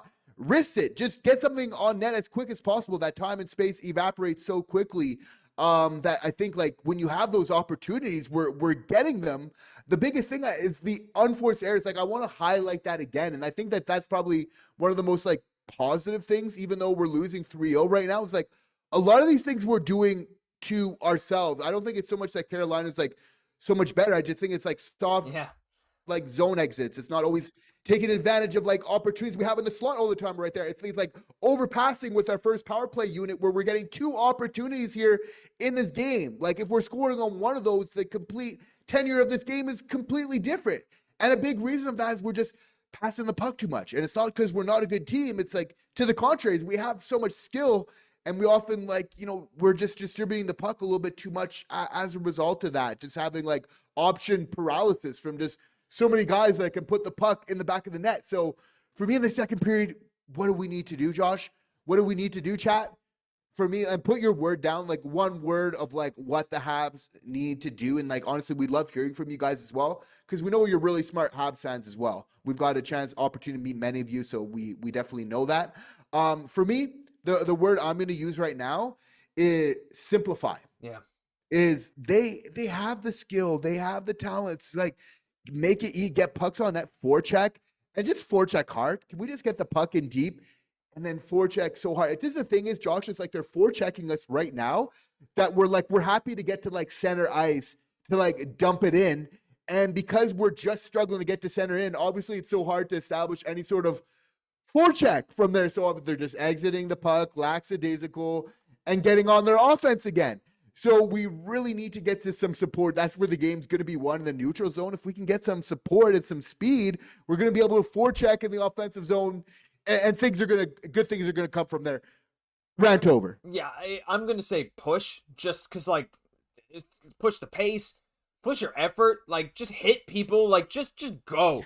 Just go until you can't anymore. Just go skate with reckless abandon, because who cares? Like, who cares? Just go. Like, what's going to happen? You miss a check. Oh, no, it's an odd man rush. You got to take some calculated risks, right? You got to just go out there and push until you literally can't anymore. And that's what I'm hoping to see. I'm just waiting to see what this period is going to bring. So some chats, some people saying LOL is their one word. Hey, fair enough. Shoot is another one. Yeah, I mean, that's another good one. That is definitely another good one. Montreal has so much talent and depth. Slafkovsky the most. Slafkovsky has been pretty good. All defense, no offense. I'm not sure if people are talking about, I think, different things here. Maybe Carolina will pull their goalie for 2 periods, make it close. I mean, look, I know we got some Habs haters. Whoa there. Yeah. Whoa there. Yeah. Yeah. We got some Habs haters. We got the propaganda this side. Yeah, no, that's crazy. Habs have scored more than 3 goals. Reminder, we outscored Carolina by 3 goals in the first period of the first game of this series while they were well rested and we were not. So just saying, it's going to happen. So we welcome all haters and all wonderful people. Yeah, I don't care if it was sarcasm, by the way. I saw that message and I'm taking it literally. So that is what it is. Look, I don't know what else to say, right? These guys are super skilled. You just have to see what they're going to go out and do. Now, a lot of the advanced metrics, the top line of Slafkovsky, Suzuki, Caufield has been Montreal's best line tonight, Jesse, by expected goals, by shot control percentage. Evans, Newhook, Demidov, 0 shot attempts, right? Doc Valeno, Bolduc, 0 expected goals. Texie to Andersen, not really doing it either. It's Carolina's bottom 6, or really bottom 9, I guess, that have really got the execution. The Montreal top line, like when they've been out there, not amazing, but not that bad, right? And Dobesh is also, like you said, maybe he wants that Stankoven goal back, but there's I don't know, there's time. Like, I don't know what to say at this point. I'm just kind of waiting for period 2, and I feel like, I don't know if it's just you, Jesse, but this intermission has felt like an hour. Because I think I'm just waiting. Like, I'm just impatiently waiting to see what this team can do in the second period, because I'm still in, like, I still believe we've had periods where we've outscored them by 3 goals before. So I know it can happen. It's just a matter of whether it will and whether they put in the effort required and they lock in on the key things that they need to do to stifle the Carolina offense and to get past the Carolina defense. You know, it's a lot to ask to say, you got 40 minutes or else your season's over. So it's just a matter of seeing how they respond. And I just think there's too many guys in that locker room who care too much to let this just kind of be its thing and just let it happen, you know? And that's just what we want to see. And again, this is the mental side of the game. It's like, once again, we just want to highlight that in the playoffs. I think it's just important, like in context, because the Hurricanes were able to score 3 goals in a period. Okay, we now established that that's possible in a hockey game to be able to score 3 goals, but then even more in a period of play. Like, and again, it's so easy to get down on yourself. And again, like, because these players, like, they care about it as well, right? And that's such an, like, where they need to kind of fight that own internal battle of like really that disbelief. So again, like Josh, like if they're scoring a goal in the first 10 minutes here, I'm happy. I think if you're the Montreal Canadiens, you're setting this goal, like a realistic goal of you're going to score 2 goals and you're not going to allow anything against. Fairly realistic, not over the moon, but still setting the bar high here. I think if we can set ourselves going in that third period at a 3-2 game, you got to feel confident in the Montreal Canadiens having some momentum at that point to be able to tie it up from there. Yeah, that's just little bits of momentum. That's exactly it. And see what you can do as the players are finally out there skating to get ready for the second period. And I that might have felt like the longest intermission of the entire postseason. Longer than that review. Oh my goodness, yes it was. Okay, anyway, so here we go. Period 2. Maybe we'll see if we're still synced up here. I'll let you know. Let me know when your puck is dropped, so you can just interrupt whenever it happens. Because I might be ahead, I might be behind. They're lining up for the draw now. Is the same for you? Yeah, I'm getting a shot of Marty right now here on my end. Okay. He's fired up. Oh yeah. Susie's fired up. Let's get it. Puck drop imminent, and we're dropping now. Okay, so I'm a second or 2 behind, and I'm gonna head back and head back and head back. Now I'm at 1946. That sounded right. 5, 4, 3. Okay, 42. Okay, good enough. Close enough. So Montreal coming out through center ice. Ivan Demidov out there with Alex Newhook and Nick Suzuki, which is I couldn't catch if that was an actual line that was sent out. As Carolina once again, a wide open shot from Jarvis. Unbelievable. I mean, what do you say? Like, what do you say? That I'm shocked that didn't go in. A great save by Jaccob Slavin. Phenomenal. Like, he is the only reason that the series is as close as Montreal is going to pick up a tripping penalty. You start the period with a break for Seth Jarvis and a tripping penalty. I mean, I can't make this up at this point, Jesse. I'm trying to hold on, but my goodness, they're not doing me any favors. At the same time, like, you got to take some opportunities when you're down 3-0 here. It's like, if you're not trying anything, you're obviously going to be losing the game. Now, the penalty is a little bit different. That's something that you can probably control, given to the context of this game a little bit more here. This is a tough one. Given Game 5, you know, you're definitely seeing refs maybe hold their whistle a little bit more in such an important game on that. It didn't seem like the most egregious, right? Like, seems like both players are just kind of tumbling down there. On that one. So this is a tough one. Again, like the boys, as we said, they got a mountain to climb, but it's really just kind of like one pailful from that shovel at a time here. That's all you can do. I mean, just get the little momentum that you can get. Just try. Let's see what we got. As a slot pass over to Logan Stankoven nearly does get chipped in on the back door, but it doesn't. It goes wide. He's tied up just enough. Stankoven tries to fire it into the slot. There we go. We got a clear on the PK. The PK's been good. That's one thing. Against Carolina, it's looked pretty solid. With 18:42 left in this period, Carolina is coming back up through center, and they have it in the offensive zone. Waiting. They're playing a little more lackadaisical now. The fans, I think, have cheered. They're just kind of like, they're all chilling, right? This is the moment you catch them off guard with like a shorthanded goal or something, right? They take it easy. See, another little tip there. The puck nearly gets deflected out of the zone, and it does again. Another nice defensive stick. Twice, 3 times by Montreal. 4 times as Jake Evans tries to spring Mike Matheson, but nothing doing there.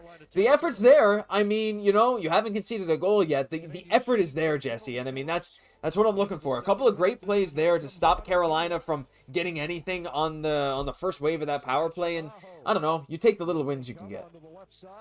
The mission really is getting just a first goal in this first 10 minutes. That option's still on the table here for the Montreal Canadiens. Big kill here, but they obviously got a lot of players that are just very good on the PK, on the special teams here. And you got to have faith in Dobeš. Like, for me here, given how well he's played, you could make a strong argument that Dobeš, he's allowed his quota of goals for this game. So you got to feel like, he can maybe just kind of hold it down from here. The Montreal Canadiens, if they can just get that offense, we're going to have some great opportunities. Absolutely. And Danault actually fired a nice little shorthanded shot there on the rush. This Carolina backup through center. Seth Jarvis skating down the wing. A chip in front. It's tipped onto Dobeš, but does not go in the net. Dobeš manages to save it as Andersen clears it out. The power play is over with 17-12 left in this second period.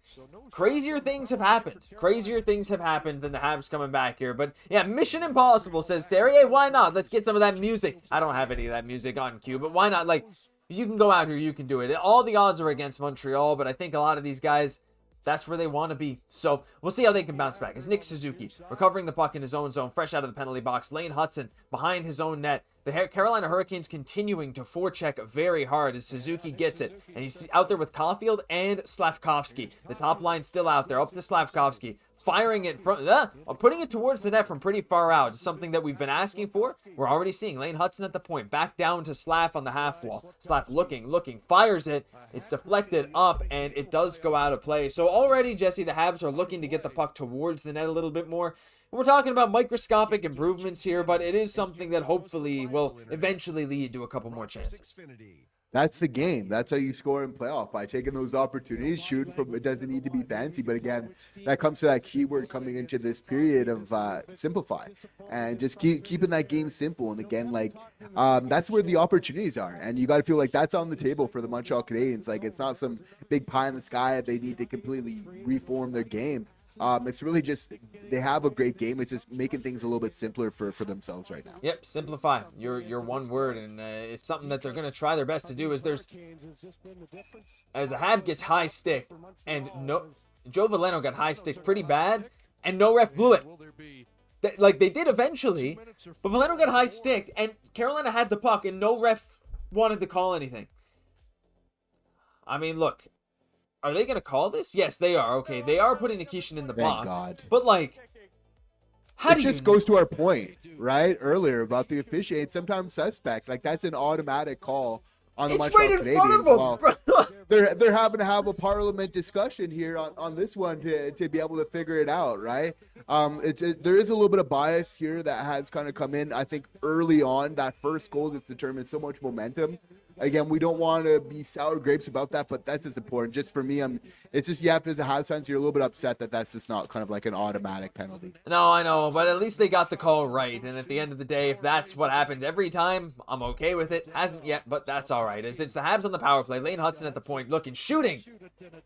Deflected, I don't know if that got through to Andersen, but he shot from the point. We're good with it, but Carolina does get it clear as it's Hutson who's going to take it back into his own zone in front of Dobeš. The Habs are going to reset, try and get another entry into Carolina's zone on the power play. It's been something that's been tough. Carolina clogs up the blue line very well, but Nick Suzuki makes it look easy this time. It's chipped down behind the net. Slafkovsky coming up with the puck. Back over to Cole Caufield, looking over to Lane Hutson at the top of the blue line. Over to Juraj Slafkovsky. Fires it down to Suzuki in front to Caufield, who was wide open at the side of the net, but could not convert. Though it's back to Slav, back to Hutson. The Habs generating some opportunities here. Carolina looking a little slower. The pass getting to the side of the net, and Cole Caufield just cannot convert. Chances are getting generated, Jesse, here. This is what we needed, right? Even if these aren't all shots, they're all chances right at the side of the net, which is where Cole Caufield is most dangerous. So very close. And there's some key adjustments on, again, their zone entries, which is leading to this offensive zone time, as I was mentioning earlier. Is I really like it on the zone entries when they're using the two men, because obviously with so much pressure here, is you can't just have the one guy entering by his own. You really need two guys at pace being able to enter to give him a viable option coming in. So that's just a small, very important adjustment here on the zone entries on the power play. Yeah, as Noah Dobson tried the dump and chase method on the second wave, did not quite work. The puck squeaked right back out, but it's Dobson again over to Alex Newhook, who I think should be entering the zone on most. They'll back over to Noah Dobson in the middle, but he loses control of the puck on the pass, which unfortunately has been a common theme, and Carolina is going to clear, and that will do it for the Montreal Canadiens power play. I believe one shot on that one, but a lot more chances. A lot more chances on that power play. And microscopic, 14 minutes left here in the second period. One shot on 3 power plays is not ideal, but there was a couple of great chances there for Caufield. So I don't know. His stick was tied up. I don't know. We might have to see a replay to see if he just missed it, but it's all right. You got another chance. There's Matheson. My goodness, tried to fire it up the boards, and it was intercepted immediately by Carolina, but they couldn't recover it as Noah Dobson falls behind the net. Dobson looking a little less fleet of foot in these last couple games as well. I do wonder what he's playing through. We'll have to see. Dobson, I mean, Jesse, I don't want to be negative, but my goodness, the passes in their own D zone continue to plague them even here in the second period. Except for a guy like Phil Deneau. I feel like he doesn't really make very many mistakes from passing the puck. He takes it, he's like, no, let me do this, guys. I know what to do, and he does it, but not something that Montreal's going to want to continue if they want to continue to have a chance in this one. And again, it's just about making those adjustments where Carolina, they continue to play that same style. And at a certain point, it's about just being able to figure it out and where those opportunities are. And again, just the big thing is, and the one kind of hope in this game is that when a team that does play very aggressive defensively, when you are able to break them, when it rains, it truly pours in those type of, when you're able to figure it out, then there's tons of opportunities all over the ice from there. So that's going to be the Rubik's Cube for the Habs to figure out in this one. Yeah, as there's another break coming in from Carolina, another breakaway goal, or breakaway chance, in on net. Oh, it is a goal. It's Jackson Blake.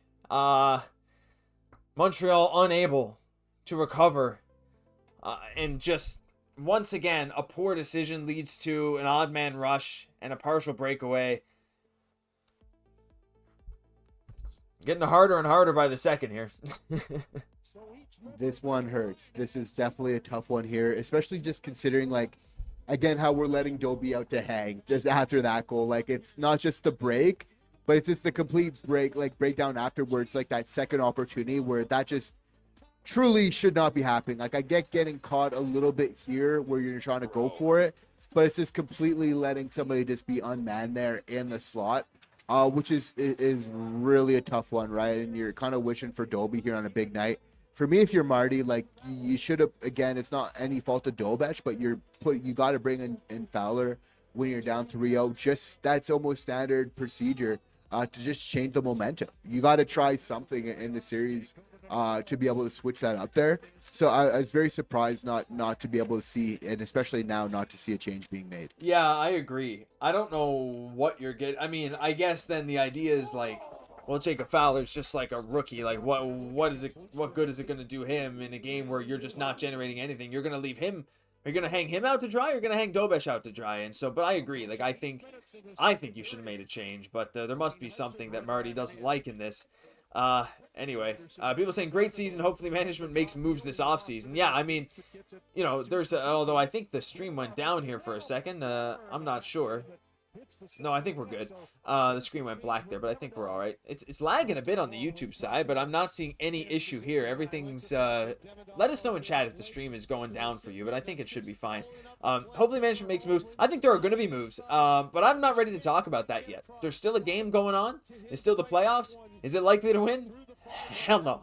But I'm not looking towards the offseason yet, because that's not where we are. We're still in this season for now. It's going to be very difficult to come back, but yeah, I think there are a lot of adjustments that we could do. ZK in 2001, this is rough, but hey, we've done great this season and postseason. So much as I hate this, I know brighter things are ahead. I blame the stupid playoff format. The competition was lopsided a little bit. I mean, it was pretty crazy, right? And we could play the blame game for this so many different ways. The schedule or the playoff format, or the decision making in the lineups, or the individual players just not giving, whatever. But we are better than this. Doug Williams, like we're better than this. MSL needs to learn the most from this series. He'll learn something. He'll definitely learn something. Dobesh will learn something. Caufield will be better, learn something from this playoff series. He got better as it went along, but wasn't as visible as you'd like. Every single thing is a learning experience. So I don't know. Like I'm not ready to talk about the offseason yet, though that'll come up whenever the Habs are eliminated. But this one is looking. I think I'm just trying to deal with the pain that I'm feeling inside by trying to stay optimistic, which is what this show is always been about. It's what we've always been about here on the show and in the chat. I am kind of torn up inside right now because a 4-0 lead is I mean, it's tough. I don't know what else to say. And again, like, it's one thing losing the game, but it's just in this fashion, right? It just doesn't feel right for the type of season that we have, and I don't think it's taking away from none in the least. I think if the Habs, again, it's that mental battle all the same. It's like you want to look to get a couple here on the board, ideally go into the third and just give yourself a puncher's chance to get back. You certainly just what we want to see for this remaining 12 plus minutes here in the second period. Again, it's just that compete and that effort. If there's one thing, just play like we mean it. I think it's super important. I think it's too much to ask. And I think that the boys, they want to deliver that. They've been working hard all season to provide us with some great hockey, and they're motivated to do it right now when it truly matters. This is a really tough one.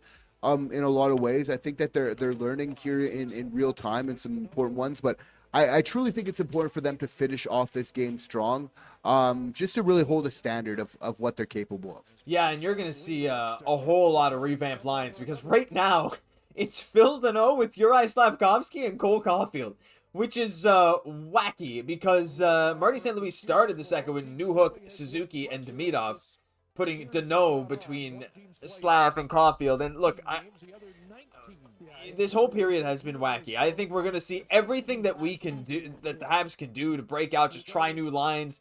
Maybe too little too late. Who knows? As Carolina gets it at the point, sends it down, back up to the point as it's Slavin. The Hurricanes are looking to continue to pressure. Slavin throws a little one-timer, though it's deflected and goes up and hits the glass.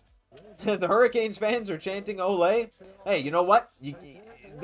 The Habs, the fact that other teams chant that stuff means just how much of an impact that Montreal has on the entire hockey world. So anytime any team uses Ole, we take that as a big compliment, right? That's the Habs thing, and it will come back to bite Carolina. Whether it's today, I don't know, but it will. It will. I can promise you that. It always does in the history of the Habs. As Carolina back up through center, Chatfield skating in. That is way offside, though he fires it in on Dobesh. 10 minutes and 18 seconds left in this period, Jesse. I don't know about you, but this whole thing now with this lead, I just feel like time is crawling. And I don't know. I want to see a sign of life. I just got to see one goal. Montreal's got to score a goal. Yeah, who's going to score a goal for Montreal if Montreal's going to score? So leave that thought in chat. If Montreal's going to score, I don't want you to say, oh, they're not going to.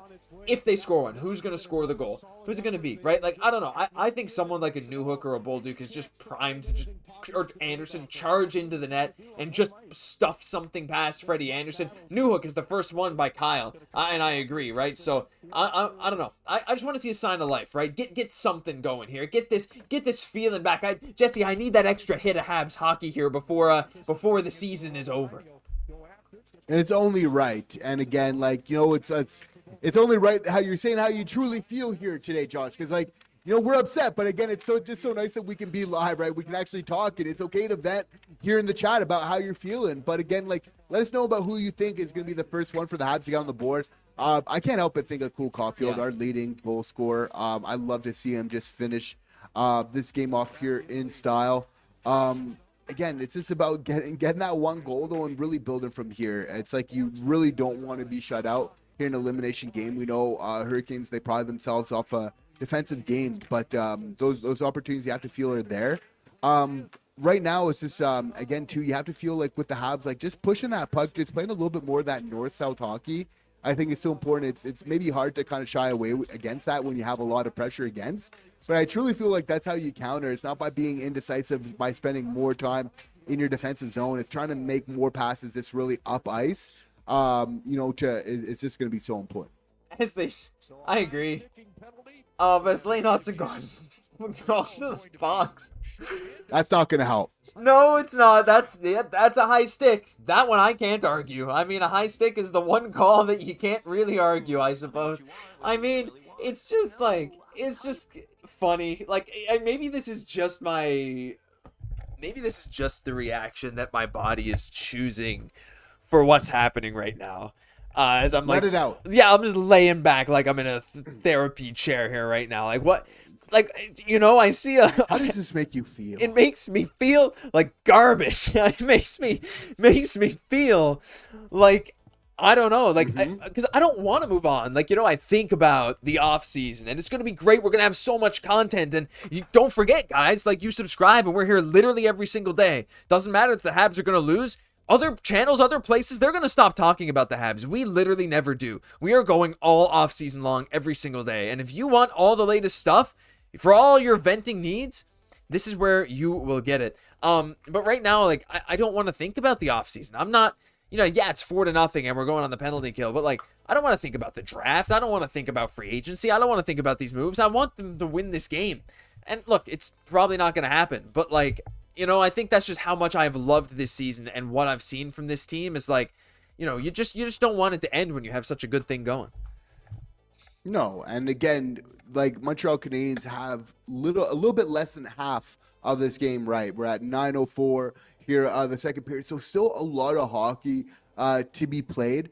And there's obviously lots of great things to look forward to, but just these opportunities don't come around all the time. You got to think of, like, Brendan Gallagher. Is this his last game as part of the Montreal Canadiens, as part of the franchise, even though he's not out on the ice tonight? A big questions on the blue line. What does this mean for Arbor Jacki Struble? Like, Jacki not drawing into this very important game, is that indicative of how they feel about him, in the offseason? We don't want to get too ahead of ourselves, because I really, like, if I'm the Habs here, I just, if you're getting one, dare I say, 2 goals here to finish this off, you got to feel like you're giving yourself just some type of opportunity here in the third, and that's what you got to go for. Again, I just want to see the effort from the boys. I know being tired, right? But there's nothing else after this, so we just want to see this effort to finish off the game. And I do wish this game was at home. If it is going to go down the way it's gone down now, I would have preferred a salute to the crowd as opposed to the crowd leaving last week. You know why the crowd left last week? Because they were so confident in the Habs in this game, right?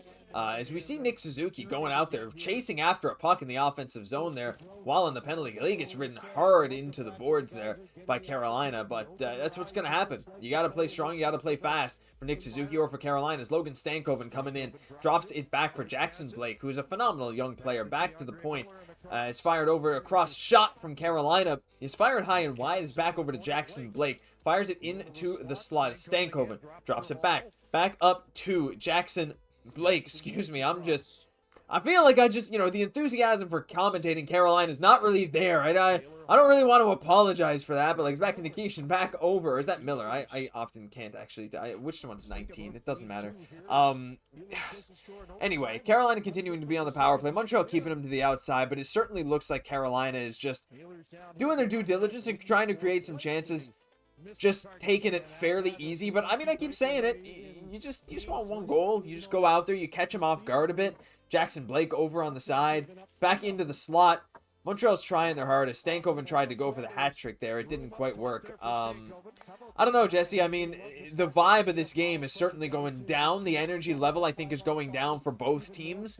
But I don't know. You just, like I keep saying, you just need one little chance. And I'm kind of tired of saying that, to be honest. But I don't know. I want to see something, and I think Montreal is going to be able to. I think I'm just repeating myself over and over now. Maybe just the reality of the situation is starting to set in. Well, and we're on the penalty kill right now, but obviously, just what hurts about that is that obviously it's like a penalty that we don't necessarily need to be taking, and that's what hurts. And again, that just kind of goes to the unforced errors, and while that hurts. That being said, like, those are things that, like, there's some areas that you can't fix, and there's some things that are, like, within your control.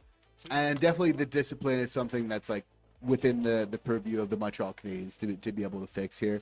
So it's a tough one. That being said, we're able to get the kill, and we'll look to build off that. Yeah, this is a great chance in front there for Josh Anderson. And I just want to remind everyone, we are the last Canadian team standing. There, other than like right now, it's just Vegas, Carolina, and Montreal. The only teams left. Don't forget, Colorado just got swept by Vegas too. We are one of the last 3 teams in the entire league. And for all the people that want to spew negativity about that, that's just called cope for your own team not going that far. So I am so excited with where Montreal is. Stankoven nearly did have the hat trick there, as it looks like it is going to head to commercial. Montreal's starting to play a little bit physical, and that's what's going to happen. The guys are going to get frustrated. Gouli slamming the door as hard as he possibly can twice, and it didn't close, and he had to be gentle the third time to make sure it did close. It's not going to commercial. The frustration is clearly coming out in the Habs, on the Habs players' faces, and I wonder, Jesse, if that's just going to be something they're going to start going, laying some big hits. When frustration comes out, sometimes you stop overthinking the game. You just start going out and just being you with a bit of reckless abandon. So we'll see how the Habs do in the last little bit here. So I don't know. The anger is setting in for them now, as I think kind of everyone's realizing, like, let's just get angry, And trust Cade and Gouli to provide a little bit of heart for this team when they truly need it. That's one thing we can really count on. That being said, like, obviously having that right from the beginning and kind of going and playing, like, and laying those big hits and that physicality is super important. I would say, like, if you're a Montreal Canadiens fan wanting to see a little bit more physicality in this game, maybe you're not wrong for feeling that way and really getting after it, because you obviously, like Carolina, at any opportunity that they're getting, they're looking to play physical, and it obviously works this time of year.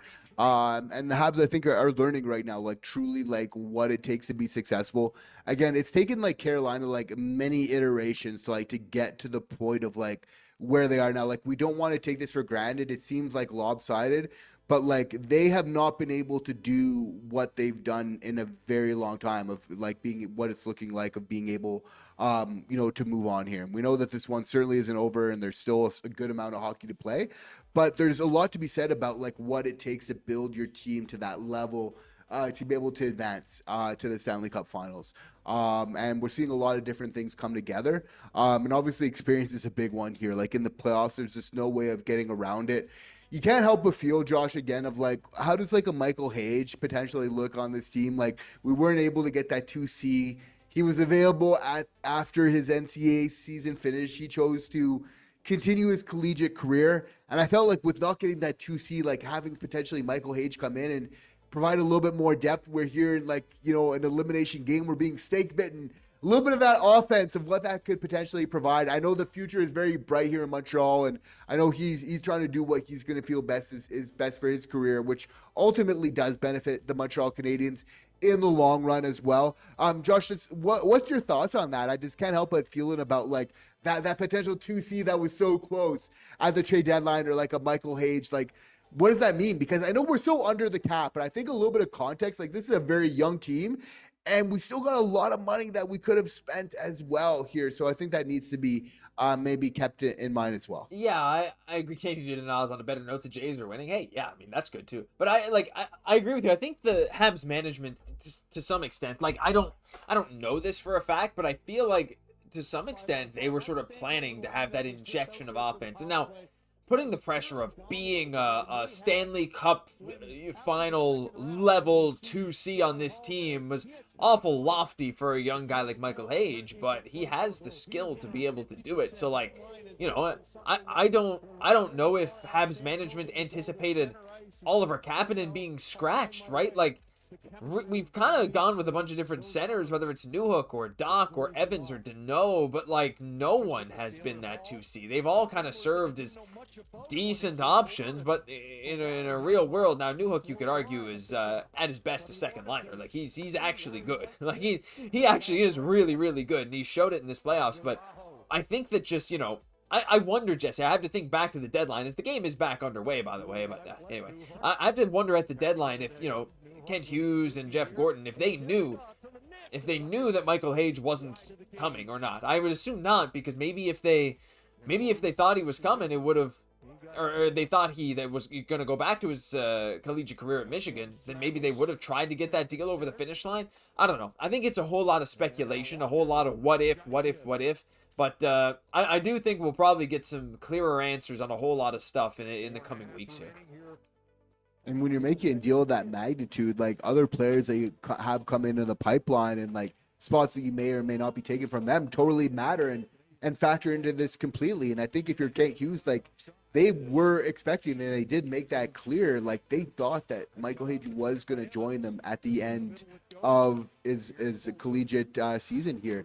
And some people do have the opinion here, like about his progression where he further and further isn't. That being said, I just see a lot of skill. I see one of the highest point getter at the World Juniors. Some people say that that's not a true test of where he is, but it's like, I submit that's the test of like where all the best athletes are at that age. Like that is the best if you're looking for really who's going to make an impact at the NHL level. Historically, it's a strong indicator time after time. And then there's just a lot of compete levels. Yeah. So I think like with Hage, it's just like he's got a lot of skill. He's got a lot of compete. For me, I feel like that just kind of translates in the playoffs. But again, I think it's hard to maybe say that like he wouldn't have helped overall the depth of this team. That being said, I think there's a lot of the Habs that they could have, maybe done better to help themselves here in this game, and are going to look to continue to improve upon here in this one. Yeah, you hope so, as the Habs go shorthanded once again. Another penalty. Kirby Dach looking really good too. He's another one, boy. Jesse. Kirby Dach, yeah. Kirby Dach's a player that needs a contract, right? He had some fantastic moments this playoffs. He had some moments that were not so good this playoffs. Oh yeah. Yep, that's too many men. Yep. Oh my goodness. Yep, that's egregious. Okay. Yeah, well, you eat it, right? You talk about penalties, you can't argue. And discipline. Oh my goodness gracious. That is crazy. All right, well, Kirby Dach, let's just talk about him for a moment, because why not, as the Habs go back to the penalty kill for a ridiculous penalty that they took. You think we offer him like the qualifying offer? I think it's about $4 million, right? He's had some good stretches, but has been largely invisible for stretches as well, and has been one of our least used forwards in this whole playoff run. So do you think it's someone that the Habs want to re-sign? I feel like we'll have a stretch of games where we say yes and a stretch of games where we say I don't know. I don't think it's ever really been a flat-out no, except for when he's injured. But I think we talk about question marks this offseason. I think that's one of the bigger ones. And that's part for the core to ask, because, and again, that's like so indicative of just like the Kirby Dach story, where there's so much to be excited about, and then the play kind of falls off a little bit. He has been very good in the playoffs, we need to remember. And I did feel like he would get an opportunity. Like, I feel like maybe a 1-year deal. I feel like if that's going to be kind of the point is the term, like if he's able to maybe take a 1-year prove it deal, something could happen with the Montreal Canadiens. If he wants to get more than that, which he might not fault him, he might look elsewhere in that situation. But if I'm Kent Hughes, I'm drawing a firm line just for that very reason. It's like I believe that he can turn it around. I just haven't seen that consistency enough to do any sort of like 2 or even 3-year commitment. And so I know some Habs fans might not agree, and they might say like, oh, 1 year is too short for Kirby. But like, I think like based off what he did in the playoffs here, and he was big at some moments, you give him that 1 year to see if you could maybe build upon that and improve it. But I wouldn't be any comfortable going further than that. How do you feel about that, Josh? I'm in the same camp. 1 year, small-ish cap hit, whatever it ends up being, $4 million or so, and then you just see what happens. And if it doesn't work out, then you're done, right? Like, he's shown enough while healthy here, and he stayed healthy for this playoff run, which is good, that, like, you want to give him a shot, right? But there are other big questions too, like, with Laine's money coming off the books, you have like, okay, how do you fill this? Now you'll have extensions kicking in next year as well, though, right? Which is another big one, right? There's a whole lot of guys that are not getting paid that much this year that are going to be seeing increases next year. Bro, this is getting rough. Bro, it's getting rough, guys. We're appreciating the love in the chat. Shout out to wifey Penio Poirier in the chat, showing that love as always. Appreciate it in these dark moments right here. We know it's tough, but we appreciate that love all the same. Bro, yeah, thank you to everyone who's staying positive as hard as it is right now. Bro, like, you gotta score. You gotta do something, bro. You can't just keep doing this. You like, what are we doing? Are they pulling the goalie now? Like, Habs in 8, says Rowan. Yeah, Habs. Game 8 Habs, baby. Oh, they'll tie the series. They'll win it in 9. I want to scream. I just saw a Habs fan leaving the game. Unbelievable. Carrier -3. Well, that was a power play goal, I think. Second of the playoffs. Oh my God. It hurts. It hurts so much, right? Because we care about this team, and yeah, this is a big game, right? And there's just so many outlets, right, that like to slight the Montreal Canadiens. It's obviously just such fodder for them right now, right? You got to feel like they're going to be having a field day based on all of this. I refuse to let this take away from how I feel about this team, what they've done so far this season. But at the same time, if you're Habs fan, you're not wrong if you want a better performance here in such a big game. It's been such an incredible season, and yes, one bad series. It's extremely easy to overreact to the short term. Now, there is a lot to react to in this series. It's not what we wanted to see. There are going to have to be changes. But for such an amazing season, up until like a week ago, everything was amazing. After game one, oh my God, everything's perfect. This is the best. Marty's a fantastic. And now, very quickly, everyone shifted the other way. You're going to see it naturally neutralize a bit. Because in a few weeks, everyone's just going to remember, well, the Habs made the conference finals. They're not going to remember, oh, well, yeah, but they were trash in the conference finals. That's not really going to be here. Hackdog saying, thanks for being here with us during this train wreck of a game. Look, we're here. It's all right. Continue to Nas. It burns. Habs look so sad.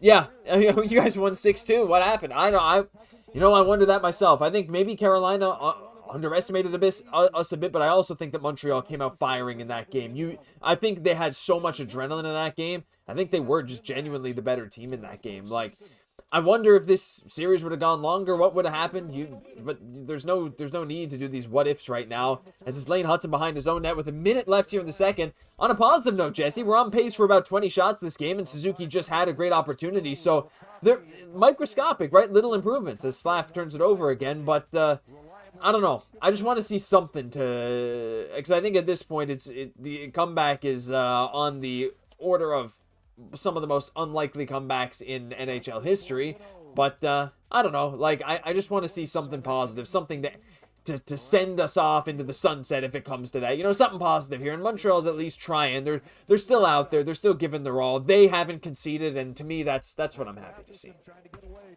Yeah, and right now, like just managing the body language is so important for the boys.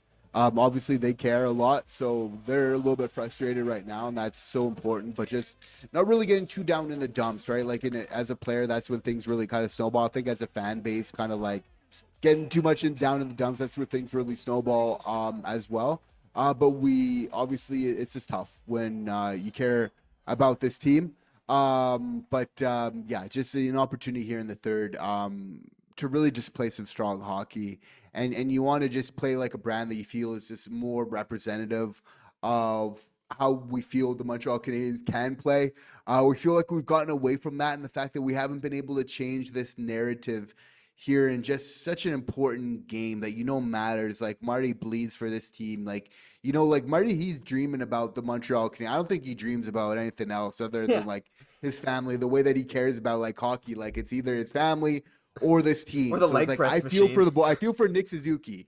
I feel for Marty St. Louis. We're seeing him making that walk here going into this third period. Like this is a tough one, right? Like this is not the way you want to play. And again, this hurts the pride for this team right now because it's a big factor. It's like these are these gut check moments, and really often like reputations are built off of how you can react in those moments. Now that being said, like what to be able to get here, like in the type of like experience and like what's required. Like if we look at Carolina's roster, they are extremely deep, and the fact that the Montreal Canadiens have not spent to the cap, so young as they are, they've needed so much experience to be able to have the type of outing that they have. And even though it's a 5-0 kind of, obviously we're losing 5-0 right now, the margin from having this, as we've seen in this series, like is razor thin of being up 5-0 and it being a very tight hockey game, as we've seen 2 games in the series go to overtime. Like it's just been so close, and it's just so tough that the Habs haven't been able to adjust. Right, because they had their opportunity here in this one to counter, right, and just not being able to really seize that opportunity is just a very tough pill to swallow right now. Yeah, it's I don't know, dude. It's like one of those massive fish oil pills, like these the ones you don't want to put down your throat. Oh, it's crazy. But we just Cod liver oil. Oh, cod liver. Yeah, there you go. Great. Familiar with that. But people say it's still in chat. Just got to believe. Look, there's a lot to believe in for this year, for next year. Thank you. Absolutely. That person. Sir Grass. Yes. At least we got this far. Completely agree. Still in a rebuild. Stoked for the future. Thanks for keeping us informed. Oh, well, thank you very much, Rowan, for being here. Jason saying, tough way to go out. I can't wait to see what moves are made in the offseason. Hopefully we can find someone to play with Demidov. I mean, there's not much bigger than that, I think, this offseason, Jesse. We say 2C, but really it's, can we find like a legit really good center to play with Ivan Demidov? Like, I don't want to say Kapanen's success was all because of Demidov, because I really don't think it was. I think he was a great player in his own right, not really suited to the way the Habs wanted to play playoff hockey, and that's fine, but I think getting a true like 30 goal center who can win a lot of faceoffs, like to play with Ivan Demidov, that's going to change your whole outlook, right? And it's going to change the way your lineup looks, because so many times this year, Montreal has had to be like, well, let's split up our top line so that we can get some talent and put it down through the lineup, which is weird because the bottom six was who showed up in the last two series. Playoffs are a different beast, of course, but to be able to have multiple lines that you're like, okay, I don't need to split up my top ones. That's going to be a huge one. And I'm excited to see who's going to be available, who that mystery player is that Kent Hughes nearly traded for. Because one of the most intriguing stories, I think, for this whole team this offseason is that right there. Yeah, getting that 2C is going to be a major story this summer. And it could be a winger as well, just as long as we're infusing talent into that top six is key. That being said, I'm a big proponent of that being a center. Like, I want to get right to the core of the issue, because I'm not ruling out the fact that Oliver Kapanen could be like a really good future, playoff performer. And let us know down below, yes or no. Do you think Oliver Kapanen will be better in the playoffs in the future? Yes or no? Should we believe in him or not in that situation? Because that's an important question to ask, because the last thing you want to do coming into a playoff series, Josh, is starting to refigure your lines and what works. Like, you want to come in, you know what your lines are, you know who your 2C is, so you don't need to be figuring out, or we're having like Evans playing kind of at 2C there. That's the last thing you want to do. So there's a strong argument based off what we've seen right now is even though Kapanen could be good in the playoffs in the future, the Habs have clearly shown this playoffs that they're good right now. Like, they're that good right now, and they could benefit of having somebody very good that is ready for as of next year, that you feel can be a playoff performer, that you're going in. And we know, Josh, that it's like you can clock what our top six is going to be. We're not having to move things around in any type of way. So that's why I think it's important to address that going into the offseason. Yeah, like, it's the fewer adjustments, the better. I mean, we talked about so much in the past how important it was to get like Suzuki, Caufield, Slafkovsky playing together to develop that chemistry, and they were one of the best lines in the NHL for multiple seasons. Playoffs, teams were focusing on them, but the part of the reason that the bottom six had to step up in those first two series is for exactly the thing we're talking about right now, right? You focus on that top line, and you try your best as an opposing team to shut them down to the best of your ability at 5v5, well, then what's left, right? So if those guys don't step up, you don't win games. Luckily, they did for Montreal because they were put in a position where they absolutely needed to for success. But, Ivan Demidov is going to be amazing in the future. Still his first full rookie year. Of course, he played 5 playoff games last year, too. He started to find his groove there against Buffalo at the end of that series, and then scored a goal in Game 1 against Carolina.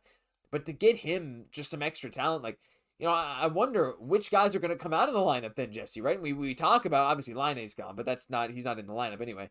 Like, Joe Veleno, Marty likes him, but is he really part of the long-term plans? Like, Kapanen is scratched in the playoffs, so maybe that's the replacement, Kapanen for Veleno when we get back to the regular season. But then you still have Gallagher. I mean, what are we going to do with him, right? And then you got Evans for a few years, but then after next year, Danault and Andersen are also, their contracts are going to be up after one more year. So, we're talking about a whole lot of big decisions to be made, even with the veteran players in the next year or two. So, I'm not concerned with any of it because I trust Kent Hughes implicitly with building this team the way that it should be built. But there are going to be a whole lot of questions, and difficult ones at that, for this team. Not only about this playoff run and the way that it's seemingly going to end, but also about how you handle all these expiring contracts and deals coming up in the future. Speaking about difficult questions, I'm going to throw it right back to you and also the chat. Because we love hearing from you guys here, and truly feel free to sound off right now. Is Josh, what do you feel was the biggest issue for this Habs here in the second period? Oh, in that second period, I mean, it's hard. There was a few different things. I mean, just this.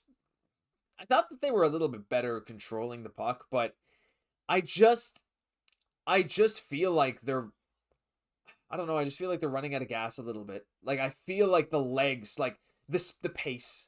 It's just not up to the pace. Like that's one of multiple issues, but like to me it's one of the most obvious ones when I'm watching the game. It feels slower. It feels slower than game 4, which felt slower than game 3. And they still have the legs. Lane Hutson, he's out there doing everything he can, but it just feels like the dump and chase, they're not winning those puck battles. So that's another one, right? Winning puck battles when there's a loose puck free, right? 50-50 pucks. Like those are things you're going to have to want to win, right? If you want to keep going. But someone in chat says leadership / payback / pride is lacking. I mean, it's hard to say. Those are so things that are hard to like tangibly think. They're like intangibles, right? But payback to some extent, right? Like physicality. I mean, I think I just named a few different things, but it's also understandable to be at the stage that you're at and for those things to kind of just like your brain to not let you go anymore. But Jesse, my goodness, even staring down defeat, the fans here are unbelievably kind because we just got 20 gifted memberships from Humble Tracker, who's been one of our biggest supporters. Humble Tracker. So if I read your name, you are now a channel member to the channel. Don't forget, we're here every single day this offseason too. Thank you so much, Humble. MST5321, Lashifu7132, Taki Toaster, Vankster, Elliot Roberts, Nobody SAF3, Connor Madden, Ransom X16, Abhirup, I can't really say that, sorry, Mukherjee 9806, Urban, Side Bottomer, Brandon Izzy, The Retro Viking, Rick Beauchamp, or Beauchamp, not sure, Thomas Chichmanich, Fukima, Breadman, so many names to read, Blue Collar Dan, and Xavier Chabonneau. You are all now channel members. Hey, so no way, thanks a lot, no problem, MST, and to all you other channel members, look, you have access to these emojis. That's one thing we can share in positivity. Send your emojis to all the 20 new channel members. Click the little smiley face in the bottom and you get access to all these Habs emojis. Unbelievable, Jesse. And staring down defeat, you still get the fans showing up. That's the power and the positivity of so many of the Habs fans that make this space so amazing. And thank you for bringing that positivity, Humble Tracker. We definitely appreciate that from you and your continued support of the channel as well. And we just want to have this opportunity again, just a big shout out of appreciation to all of our fans of the Montreal Canadiens, of the channel here that have been rocking with us just through this season. We're just having so much fun. It's so great to be here with you guys. Even when this is a tough loss, like there's no place that we would rather be. We've been through this ride together this entire season. You know when it matters the most? We love to be right here with you guys, right? And kind of going through this together because there's some rough moments right now. But as we've seen this year, there's been so many positives moments. And really, I submit to us all once again that the positives from this season far, far outweigh the negatives here. And again, there's just so much to build upon. Here in this third period, Josh, if we're talking about things that we want the Montreal Canadiens to improve upon, it comes down to that discipline. And again, those unforced errors, which is just so big, right? Like when you're looking to come back in the game, it's 4-0 at a certain point. We're taking a couple penalties back to back. It's obviously the worst way to get some momentum and to be able to come back into this one here. So it's just doing ourselves some favors. And again, that's part of the mental game. And it's not about giving up. Like this is a tough one right now. I want the body language still to be strong. I want the boys still giving her. This one hurts because obviously they really care. But it's really about having that poise right now, and having that composure that isn't always the easiest, but that I'm truly demanding from the Montreal Canadiens here in this third period. Yeah, I like that. Demand it. Like, be mean. I like just not even mean. Just be like, give me something. Give me the composure. But someone who is consistently giving is Humble Tracker with another incredible donation. Guys, anyone in chat, whether you're a Habs lover or a Habs hater, because I know we got a bit of both in the chat, and that's okay, but leave some love for Humble Tracker for being such a devout supporter of this channel. Really appreciate it. I feel like we left potential on the bench. Sudden death games call for hard decisions. We needed to make a statement. Looking forward to next year. We did not expect to go this far, in all honesty. Yeah, I agree. I'm looking forward to next year, but yeah, I mean, you know, there's a couple decisions, and we've talked about it a lot during this stream, right? Like, Arbor Jacki being left to the side, would it have changed the game? I don't know. It's not like Jaden Strumel's doing that much out there. Like, okay. Yeah, but like, just give a spark. And I think the glaring one in this game, Jesse, and I know we've talked a lot about goalie pulls throughout this year, but like, not having Jacob Fowler in, like, what better opportunity are you going to have? We've pulled Dobeš once in these playoffs, and that was actually in a game where he was playing well. He let in 6 goals, but he was playing well. He was expected to let in like 7, and he let in 6, according to the advanced analytics, and Fowler came into that game. But, like, what's the point in not doing it? So, yeah, some decisions. But, look, I really think Marty's going to learn from this stuff. This team is, like, they want to run through a wall for this guy, and we saw it in the first couple series. This team, everyone doubted the Montreal Canadiens from the start of the season. Don't let revisionist history tell you, oh yeah, everyone thought the Habs were going to be good. No one did. No one outside of Habs fans. Habs fans knew. No one else gave us any friggin' credit. The whole year, no one gave the Habs credit, or Habs fans. No, it's a fraud, man. You get to the playoffs, you win the first round against the Lightning. Oh, well, no, they're going to get smoked by the Lightning. You didn't. Okay, you're going to get smoked by Buffalo. You didn't. Oh, well, you're just lucky. How many excuses do you need to come up with, right? Like, look, yeah, they're not perfect, but the fact that they're this good, they're getting this far this early, thanks to Marty, all this stuff, like, I don't know. I'm ready for next year. I'm ready for whatever the future of this team holds. I don't think there's a single better team to be a fan of in the NHL right now. No, for sure. And again, when you're getting some haters, you're probably doing something right, and that's exactly what the Montreal Canadiens are doing right now. And again, like it's going to be very interesting. And yeah, like some tactical decisions are fair to say, and that'll be part of the analysis here of this one, because this is a very important one. These crucial decisions truly matter. I feel like pulling Doby, there's a strong argument to be made for that at 3-0. You don't do that before. You don't do it later. 4-0, it's almost a little bit too late. Yeah. But like at 3-0, you do it because like these players truly care about Jaccob Dobeš. Like if that's one thing we could tell about this locker room, it's like you kind of pull on how much they care about this team, and then you kind of rally the boys around that. So I think that could have been an interesting play for Marty to maybe kind of draw on to motivate the team here. The reason that I don't think that he's doing this, Josh, is I feel like he's trying to protect Jaccob Dobeš, but for the reason of not creating a goalie controversy, because we know this is game 5, and then he's bringing out Dobeš here in this game, and he's bringing in Fowler. It's like it's kind of overriding, like it could seem like a narrative of everything that Dobeš does, and we just go into next season completely like, okay, like Fowler, who's going to be the starter, Fowler or Dobeš? It's like completely anybody's game, where like Dobeš, based on everything he's done this year, is like he's obviously going in as the odds-on favorite.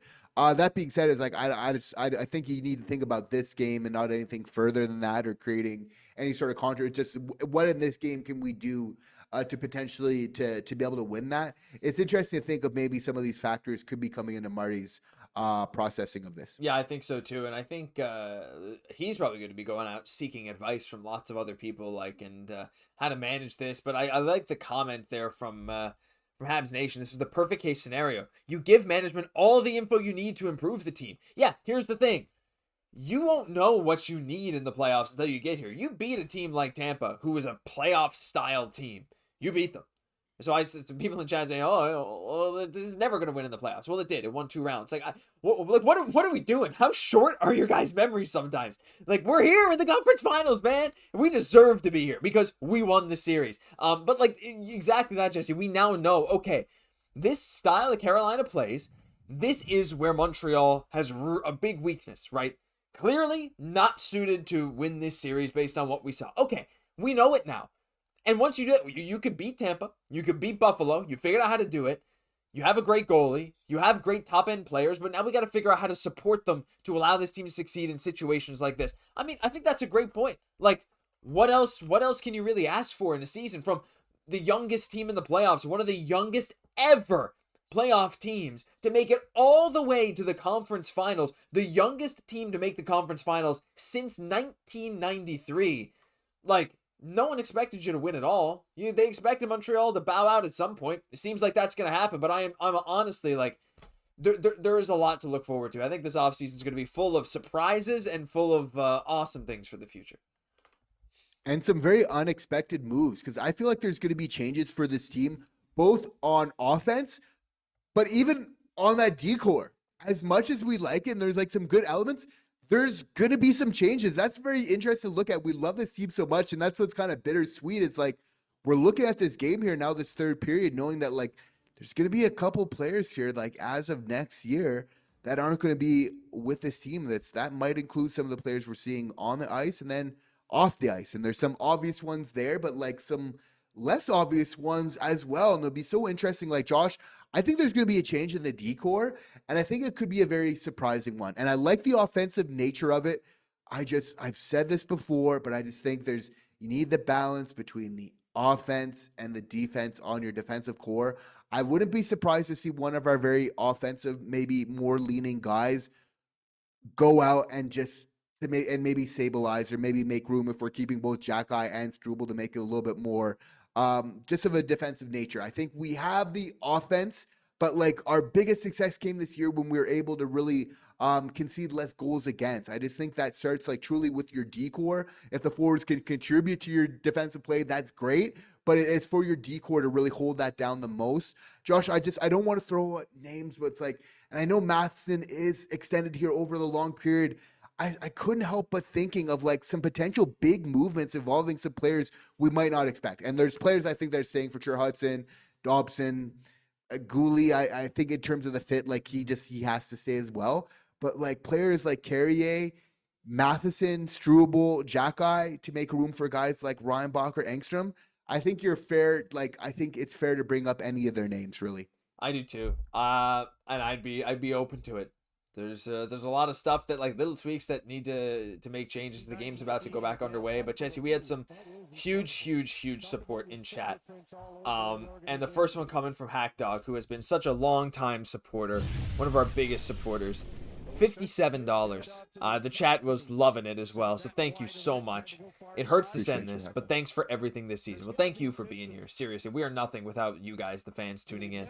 Here's $1 for every Habs win.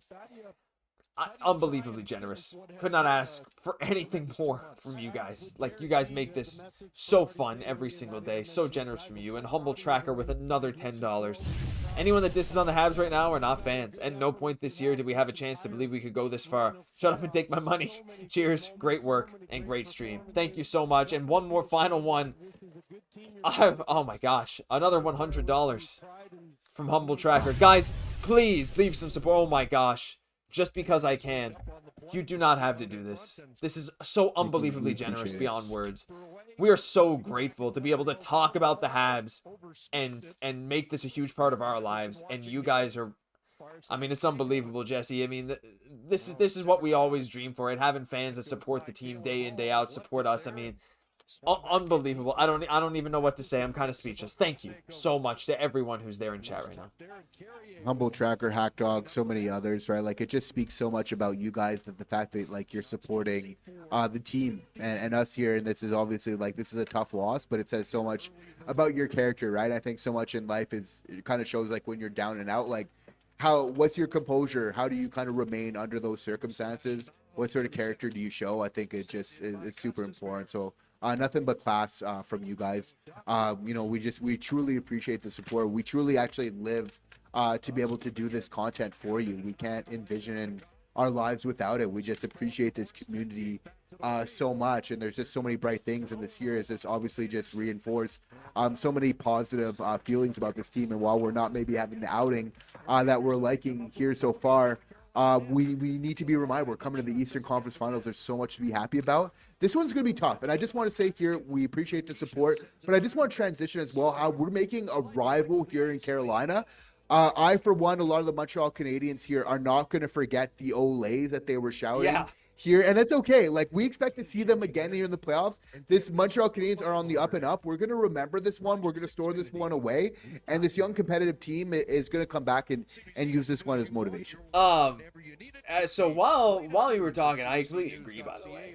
Like, you're going to come into this building and, like, I get them doing it. It's the spirit of the sport, right? It shows that their fans care. They know what the other team's doing, but gonna get you. Multiple more donations. Hackdog. What? You don't need to do this, guys. You don't need to. We do appreciate it. We really do. Thank you so much. Another 50 from Hackdog. And then immediately to follow, just captioned LOL from Humble Tracker with another 50. I mean, unbelievable. You guys don't know how much of a difference that makes to us to be able to continue to do this every day. And when we say we do this every single day, we're not lying. Those of you who have been around a while, you know. When everyone else stops talking about the Habs, we're going to be back on it. We're going to be right back here next year as well with all this stuff. This is not ending today. You're going to come back tomorrow, we're going to have a video. The day after, another video. And there's going to be a whole lot of stuff as the Habs do get a little chance in tight there and nearly score. Unbelievable. But yes, 3D Vince, they did chant Ole multiple times, actually. Very loudly. They had everyone in on it. But, I mean, Jesse, the support from the chat is unbelievable. The support for this team, the excitement for the future of this team from the true fans is like, it's palpable. As with 16 minutes and 40 seconds left, the shots are getting closer, 24-16. Habs looking to do something, but, yeah, I don't know. I'm running out of words. This is not what I expected in this game or in this stream, or the generosity, but it's unbelievable. And thank you. I know we were saying that once or twice, but seriously, thank you guys so much. And for bringing the good vibes, right? Because that just helps us to bring that every single day for you guys as well. Because we know one thing about this channel here as well is that we're not gonna be kicking our team when they're down. We feel like a lot of people, they like to take liberties on their own team who they're going to be covering. I think like for the Montreal Canadiens, a team that, you know, for whatever reason, maybe doesn't always get the recognition that they deserve. I think like it's just so important to actually bring that positivity for the Montreal Canadiens and actually give them the full credit of what they deserve. They're here in the conference finals, but again, we need to remember they were a top 5 team in the league in terms of points. Like, this isn't a fluke. They needed to fight very good teams to be able to get here, and games can really fly and change very, very quickly here. So again, we just tremendously appreciate the support. We plan on being here for you for a long time to come, because there's just so much to be excited for with the team. So if that seems appealing to you, if you're getting any value, if you want to continue to be informed about this team, hit that like button, hit that subscribe button, so that more people can know and we can continue building a community that grows as this team continues to grow, because there's just so much to be excited about. There really is. The Poirier's 19. Next year, we're coming back stronger. I think they're learning, and we'll use this experience wisely. Completely agree. Couldn't said it better myself. Katie Wynn saying, channel member Katie Wynn, Carolina mocking us with the Ole just makes you want to see the guys come back with a vengeance next year. But also, humble, like, Humble Tracker. This is, I think, the single biggest donation day in the history of the channel from one person. Another 200. Another 200 on top of the I think 200 that has already been sent. I mean, unbelievable. I don't know. And another 10 gifted. Humble, what do you... Thank you. Thank you. From the bottom of our heart. It honestly is truly touching. Josh, because you know we care about the team, right? So I know how you care. We talk about this a lot. We put in a lot of work into doing this, and we love doing it. But the support that we get, it truly matters, right? Like, we want to provide that positive, but you guys being able to support in a game like this, it matters, right? And we want to be able to provide as much content as we can, right? And being able to support us in this way truly just allows us to be able to do what we love to do, and that's to be able to serve you all. It really is. It's unbelievable to see how much you guys believe in us and support us too. And I see Beck saying, we want them for the whole summer. No break for the Habs Digest, right? Never. Absolutely not. It's not going to happen. If I say your name, you were gifted another membership by Humble Tracker. Real Milton Bradley, who has been such a long-time supporter as well. Good to see you getting the membership. Anyone can. Humble Tracker received a gift membership by Humble Tracker. You accidentally gifted yourself a membership. So at least send some emotes or something, Humble. That's crazy. I've never seen that happen before. Christian Desprez received a membership. Max Leb, Emile LF, Generis, Top Nightwolf, Monkey Boys, and the future Mrs. V. OMG, now I know you're into the sauce. Go Habs, go. Lol, kind of sad I gifted myself. Don't be.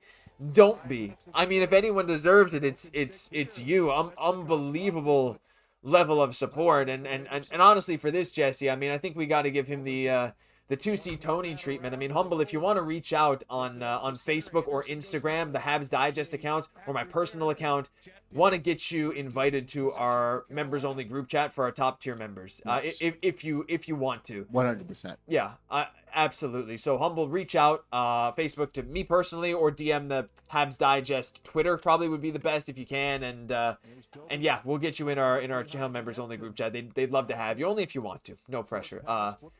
Jesse, there's 14 minutes left in this game.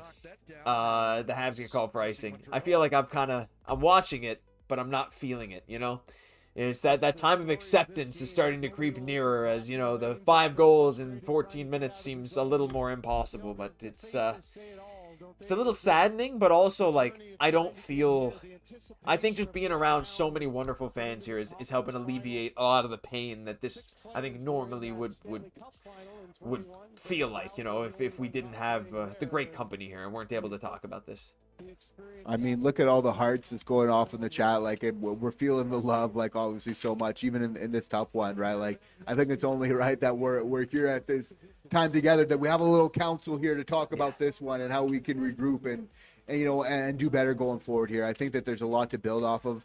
Obviously, the minutes here, it's just as it's taken down, like it hurts because we care about this team. And again, we're bullish in how we feel about them because they've been able to just come back so many times. Like there is a magic for people saying that it's this, you know, too much positivity, since we've seen what the Montreal Canadiens have done. Like they just come back, Mr. Saturday Night, Cole Caufield in overtime. It seems like automatic for this team. So you're definitely gonna have to understand where we're coming from. Like we have belief, like until the final whistle, because there's just been so many times where they've come back from big deficits, and obviously this one is looking very tough. At this moment, you're looking to really get on the scoreboard, get more shots on net here. Just playing some good hockey. You know, obviously, you know, it's looking. Yeah, and that one was definitely warranted. We definitely needed that one. I'm loving. I'm kind of hoping that very kind of reminiscent of that, maybe that call that wasn't called on Hutson, where he was getting tripped in the overtime. Again, a lot of shoulda, coulda, woulda. We're not going to be sour grapes here in this one. There's a lot that Habs that they can control to improve here. So, you know, they're obviously going to look to just finish this one off strong. Yeah, I agree. Finish off strong. Get a goal here. That's it. That it completely is. Oh boy. Okay, here we go. No, man, I would get rid of Mike Matheson and Carrier as MST. It's only downhill from here for those. You know, it's interesting, right? I've been a Mike Matheson truther all year, but this playoffs has exposed the side that I don't love. I still think he'll be worth his contract, mind you. He was so reliable on the PK and stuff, but when he's asked to do a little bit more, yeah, it is what it is. Porter saying, love your positivity, guys, all day, every day. Pleasure to watch you talk about this team. It's a pleasure to have you. Thank you so much for being here. Also, Jesse, Fraser Wilsey. Now, a very behind-the-scenes supporter of the channel. I won't say any more than that, but Fraser knows what I'm talking about. And thank you, J&J. What a great year. This team is on the rise. You guys work 7-game series all year long, bringing us fans into the inside circle. Well put, Fraser. Thank you so much. And Fraser's one of those people, just such a wonderful fan, so supportive. So thank you for sticking around, Fraser. Jesse, what a wonderful guy to have on our side. Yeah, and again, like, you know, just the heartfelt words, we definitely do appreciate it. And we're keeping this going because, again, like, the Montreal Canadiens are not at their final version by a long shot. And them coming to the Eastern Conference Finals, again, with leaving so much money on the table in terms of what they can spend on this roster, with them being so young, like, this is by design. They could have, if they wanted to put all the money in the tank and, like, get to the finals this year, they could have done that. There's a world where, okay, we're winning in the Eastern Conference Finals, but we're just kind of paying everything this year and kind of sacrificing a lot of our future. But, like, the Montreal Canadiens, they weren't willing to get rid of, like, a Hage and some of the astronomical prices that they were looking for a player like Robert Thomas, who you could argue would help a lot in a series against, like, a Carolina that plays, like, a strong defensive game and brings that offense as well. It's, like, kind of like a perfect type of player in this type of series. That being said, like, the Montreal Canadiens are playing the long game.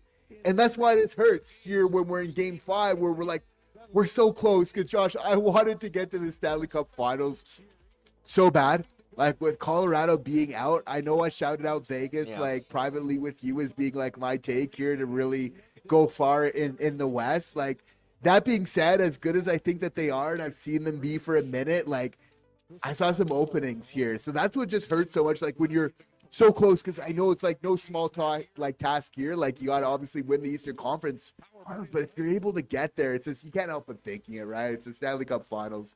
So at the same time, we just appreciate the support just so much here at this point in time. Again, I think it's only right that, like, a lot of the talk, we know the game is going on, but can we just show some love on the fans at this point in time, right? Because we're coming near the end of the season. Nothing that we're able to do is, like, without the support of you guys. And we truly understand that, like, we're a little bit more of an underdog channel. And that support is truly so important for us, because we don't have that access information to the insiders and some of those other things while we're staying extremely current. That being said, I don't think, like, having access to insider information is synonymous with just making good hockey takes and being observant of the game here. So we truly appreciate the support that you are giving us. And again, this is an independent channel, and it's for that reason that we are able to bring a little bit more of that Habs propaganda, just for that very reason. So thank you for supporting the channel here.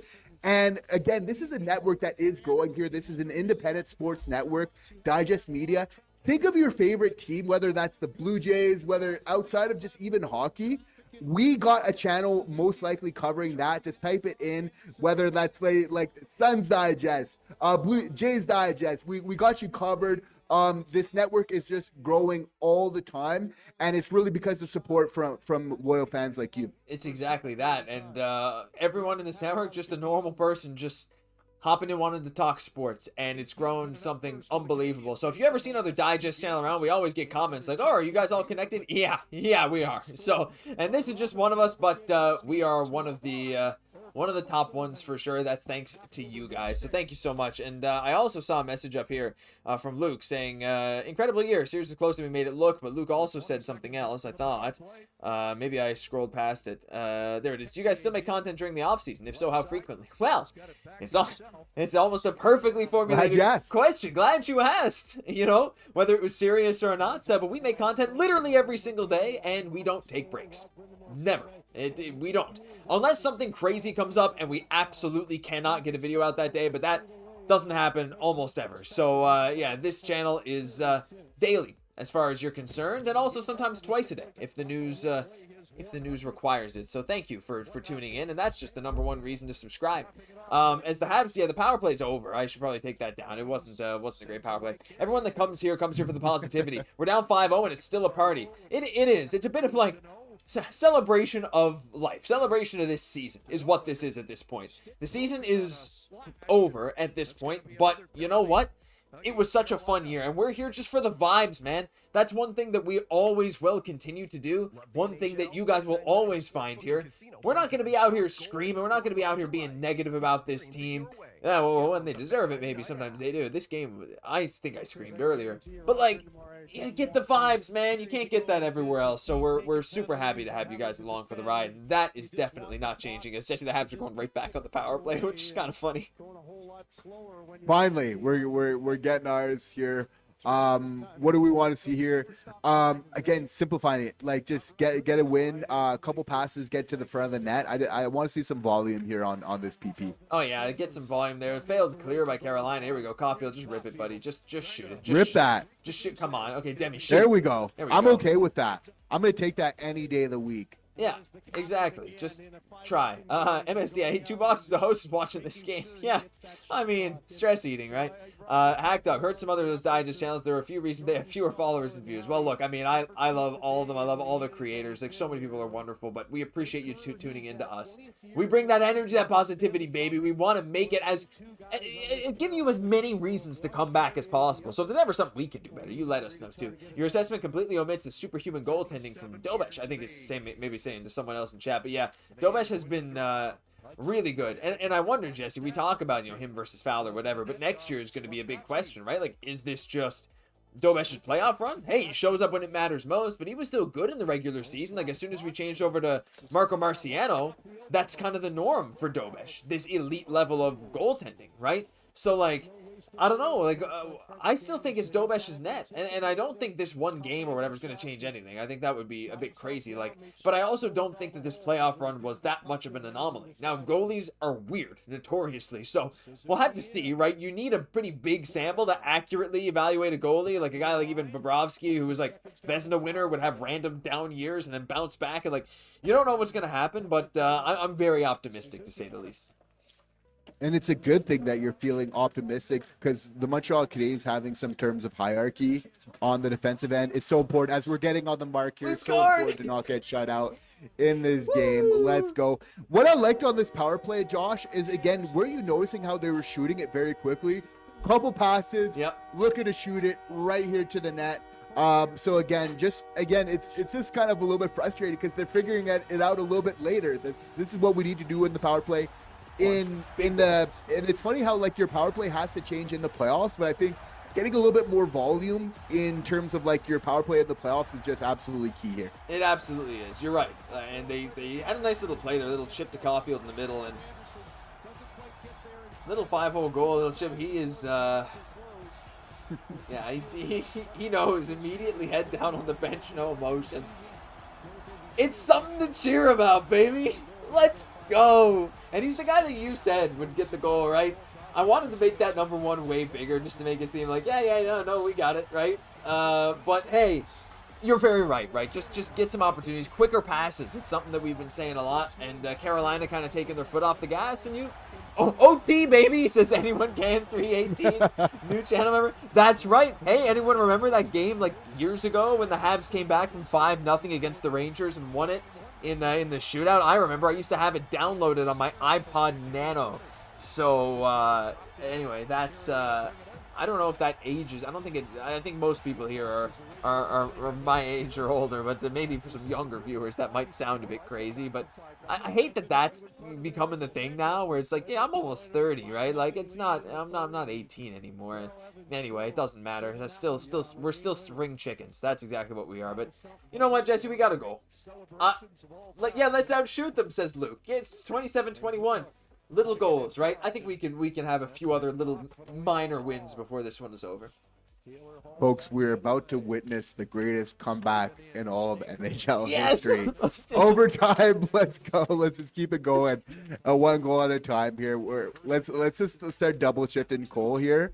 And Lane is not allowed to leave the hockey ice. Yeah, it's like a prison. It's just, Lane is like being kept out of the bench. Carolina comes in. Another nice save by Dobesh as Hackdog coming in again with the incredible support. $5. Hackdog, thank you so much. I so appreciate it. Have some Cole goal cash. And it's appropriate that it's Cole Caufield. Thank you so much for the $5 support. And you know what? Somehow I wasn't subscribed. Fix that, says Intoxicated Frog. Well, thank you very much, Intoxicated Frog. One of the better usernames I think I've ever seen here. Is that like, are we talking like toxic tree frogs? Or like the frog is drunk? Probably both. That would be kind of cool. Overtime, says Christopher. How about everyone in here just start spamming overtime? Like, do we believe? We believe? Like, OT, baby. Let's go. I don't know. Let's cheer for overtime. Like, it's 5-1. The comeback has started. Maybe a new sponsor of Rise Godzilla pre-workout. Did someone say Zilla? I know some people were asking for this earlier, Jesse. I've been looking for an excuse to play it, and that's the closest that we're going to get. So, you got to. Yeah. Calling into existence. He's having a strong finish to this one here today. That's for sure. Oh, Intoxicated Frog says, no, I'm actually a smoking French Canadian. That's classic. That's one way to classic. We love it. Oh my goodness. We see some OT spam. Let's go, MST. OT, says Rock Channel. Yeah, I mean, why not? Unbelievable. We got 30 new members in this stream. $420 in donations. Unbelievable stuff, guys. Thank you so much. It's been an unbelievable stream. Now I'm watching the commercials. Like, I'm seeing car commercials, and I'm like in the market for a car. And now I'm like, hey, wait a minute. Let me. I'll be. Yeah, let's go. Oh my goodness. What is it? Oh, this is Turo. No, I'm not gonna rent. I don't need Turo. See, half the cars around are just like shit boxes anyway. So whatever. Anyway, go Caufield, 50 goal club. They're showing it on the screen now. 7 players ever. Still incredible what a year it's been. Thank you for hitting 250 subscribers, guys. Thank you so much. Oh God, Jesse, Canucks Digest. Oh no, what's he saying? Josh, you seem like the type of guy to buy a car with only 2 doors. Hey, shots fired. He's not wrong, bro. But do you know how many times You're a sporty guy? Well, yeah, but do you know how many times he complained about that, even if he was the one getting in the front seat? But I will say, I'll concede, don't you worry, Mark. The next car will have 4. So every car I've looked at has 4. We're looking something a little more practical. My car's fun, but it's probably going to fall apart in like a couple months. Oh my gosh. Guys, sub to the channel. Josh needs a new vehicle. Yeah, guys, you guys have no idea how much these donations mean. I need to get to work. Thank you so much. It's incredible. Oh my gosh. So I hate when you message someone and they're like, yeah, it's available. We can come over tonight. Okay, sure. And then you go there and then you message them and they don't answer for an hour and then they just ghost you. Anyways, New Hook in with a shot. Quickly getting back to the game here. 6 minutes, 39 seconds left. We're getting some chances. Gooley is injured. I think Gooley, he was already banged up coming into this game. I would imagine he's just going in saying like, screw this. There's no point playing the rest of it. Anyway, fun little last few minutes here, Jesse. We're going to continue to get some rushes. Different guys are going to show up. Nui, I thought, had such a good playoff series. Shots are 7-4 this period for Montreal. So, we talk about minor wins. That's one. It is, and it matters in the third period and how you're finishing this one off. And obviously, more shots equals a goal on the scoreboard, which is so important here. So we know the Habs fans have been clamoring from that. Josh, what's your thoughts on Josh Andersen right now? He was so good to start off this playoffs. What's your take on his game at this point in time? I think he's played well enough. He's been a factor in every game. And I think that you can't say that for every player on the Habs, right? He's one of those guys that did show up every night. And I've said a few times in playoffs, I'm not going to question that cap hit again. If he's only getting 20 points in the regular season, I don't really care. Because to me, if you're constructing a playoff roster and $5.5 million has to go to a guy like Andersen, I'm taking that, at least for next year. So I think, I don't know if you agree, or if the chat agrees, I think he's earned his keep. He's absolutely earned his keep here until the end of his contract. Whether we extend him, well, that's not going to happen this summer. I think if we do extend him, we would probably wait until later in the year or something. But I'm not sure, right? Because that kind of guy, we don't have another guy. Oh, Florian, I guess, right? But do you continually want to try and get younger? Because Andersen is not just a big physical body. He's a guy who's been to the Cup Finals. He's a guy who we know thrives in playoff style hockey, and he's a veteran. So now you start to ask yourself these questions too. Is he really just that replaceable? Should we keep him? So I think he's done well enough for me to actually consider, should we keep him past his contract? And to me, that's better than I think what I thought I would have said at the start of this year. Which is a huge win for sure. But I love that you're bringing up somebody like Florian Jacki, which just gets me excited to talk about here as we're watching playoff hockey, just because, you got to feel just having a little bit more gusto and a little bit more jam in a big game like this is super important. If there's one thing Florian Jacki, he's not going to be losing a playoff game without kicking or screaming or dragging a couple people to the penalty box. And you know what? I'm kind of okay with that type of attitude here. Again, we're not going to go back, but we are kind of reminded because of Florian of how much we'd like to maybe see an Arbor Jacki. And again, it seems like a small change, but sometimes small hinges swing big doors, right? And sometimes those small adjustments can have a big effect overall in the game. So again, can't help but thinking that. But again, it just highlights the fact that there is so many guys to look forward to. Florian Jacki is going to be part of the Montreal Canadiens. They're setting themselves up now to be a consummate playoff type of team. And having those type of guys with the skill that we have, I feel like the combination is there. It's within the organization. We're just not in our final form yet, but when we're looking at those different elements, I just can't help but seeing the makings of a very successful franchise, given where we're at already. Yeah, I agree. There's nothing that would indicate that this is not going to go well. So I'm so excited about it with Florian, with the other young guys. And I want to see what he's able to bring, right? Because you do need a floor level of skill as well. And I think he showed that he has that in the AHL. But he's still playing a lot of fourth line of the AHL, and I think to me that's just my only question with Florian. Can he have that floor level of production in the NHL? If he can score 10 goals a year, that's good enough, right? But you wonder, like, can he do that?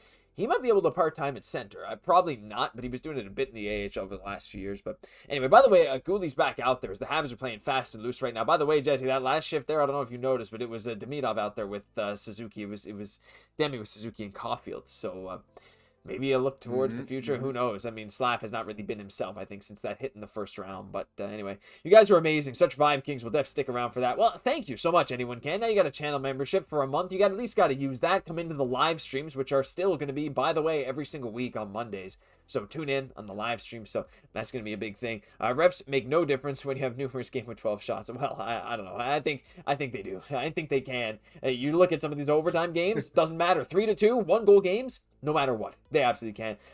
It feels like they ran out of steam, but I'm beaming with pride. I love that. Where's the mighty Slavzilla? I already played. I'll play it for you again. Just because you asked. Semi-nice. Good. Yeah, let's go. Canucks Digest says Joe Veleno 4-goal comeback incoming.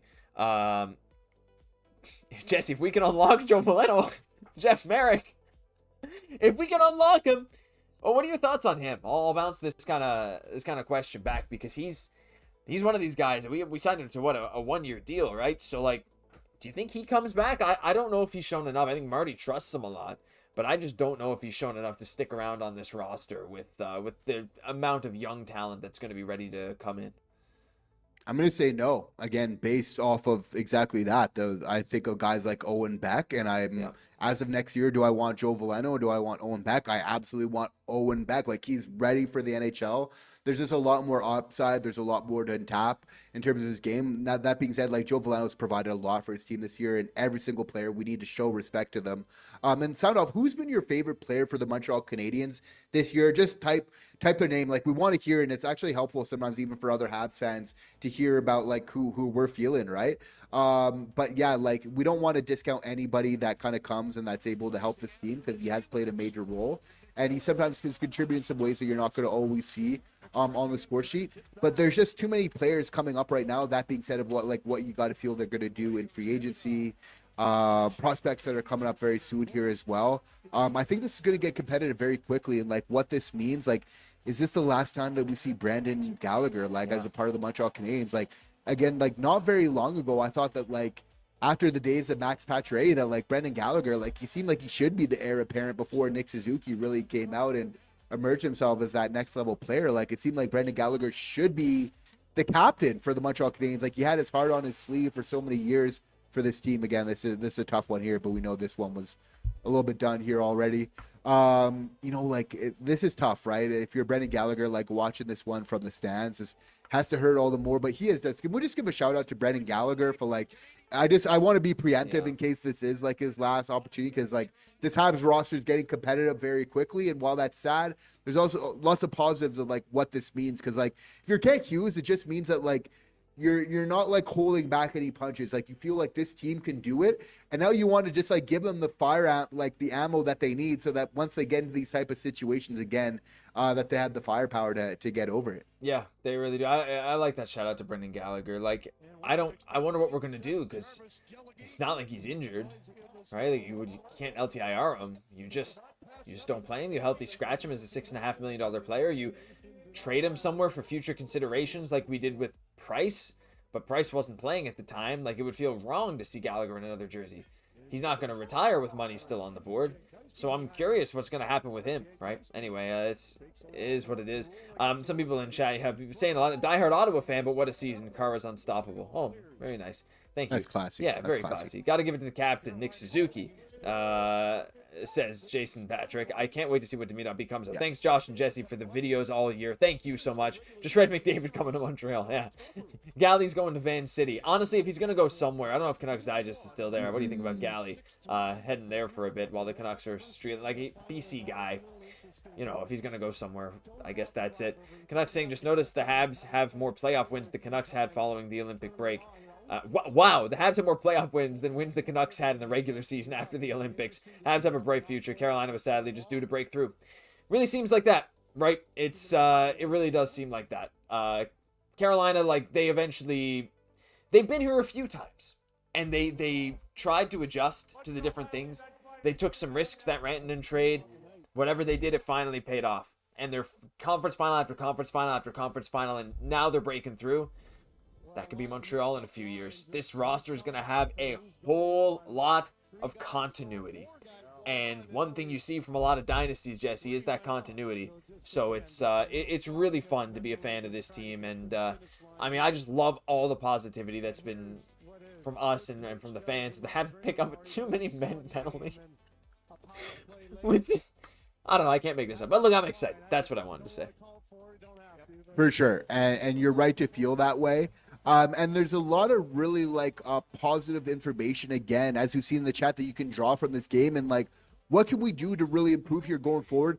A big breakthrough for the Carolina, where it was their opportunity here to really kind of finally be able to get to the Stanley Cup Finals, is they brought in some players at some key positions, even though it didn't seem perfect, but the roundabout way that Stankoven came, where this guy is actually such a playoff performer, and it took them bringing in a player like that it actually is just so good under these clutch moments. So for myself, if you're a Jeff Gordon or you're Kent Hughes, you want to look at this very same thing. If you're looking to bring somebody in this top six, it needs to be somebody that's actually a proven playoff performer. For me, that's somebody, or at least that you feel has the jam, Stankoven, by just the way he plays. You could get a pretty good inference that this guy is going to be good in the playoffs, and that's the type of guys that you're successful with, and that's when you win in those type of moments. And again, a lot was made of McTavish, and should we sign him? And even though I was open, in full, I think it's important for analysts to hold their takes and not just completely change their take without addressing what they said before, because I think a lot of analysts do that way too easily. Is even though I was open to McTavish before, of bringing him over, it's that being said, I was always saying, Josh, that for the most part, besides McTavish, I always want to see that consistency and that track record of player. And again, when we're seeing with McTavish maybe taking a step back this year, it kind of just proves of why that point is so important of having that consistency. So when we're looking for that 2C and who we're going to be bringing in, I think having a playoff performer, somebody who we feel can come in, because that's going to be the difference to break through here in the playoffs. But also that consistency as well is going to be so key in finding that ideal candidate. Yeah, I agree. Consistency is really what matters, right? There's a lot of guys that haven't had much consistency. McTavish had the fall-ups. Egris, he jumped up. There's guys like that. Robert Thomas comes to mind. I don't know. He's just one of those guys. But you're right. I think Kent Hughes, though, I really trust.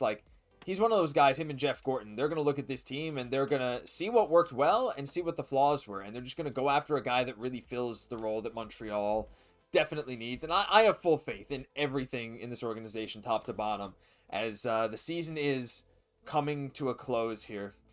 The Canadian bacon, take care, gentlemen. Still doesn't make sense that they can go out like this. I like the signature, the emojis, the Canada flag, and the bacon. MST, good night, gentlemen. You guys are great. Thank you so much. Thank you, everyone. Yep, good job, guys. See you next year. And that's going to do it, Jesse. It's the final game of the season. It feels kind of sad. Feels kind of sad. The Montreal Canadiens are officially eliminated from the playoffs. But what a season it's been. Congratulations to the Carolina Hurricanes for making the Stanley Cup Final versus the Vegas Golden Knights. It's going to be, some people say, a boring final. We'll have to wait and see what happens. Dobesh getting the hugs from his teammates as he deserves. Probably the Habs' best player in the playoffs. Him or Lane Hutson. Or Suzuki, too. That's it. But I just want to remind everyone that we are literally not going anywhere. Every single day we will be posting a video. So for all of you that still need that Habs fix, we're going to be here. I'm proud of this team, Jesse. I'm proud of the fans. I'm so thankful for everyone that tuned in, all the donations. What a season it's been. And I can't wait for the next one. Now that it's done, okay, fair enough. It's over. Now I can look ahead to the offseason, see what changes we need to make. And you know what? I'm more excited than ever. Wish we could have gone further, but no reason to stop believing now.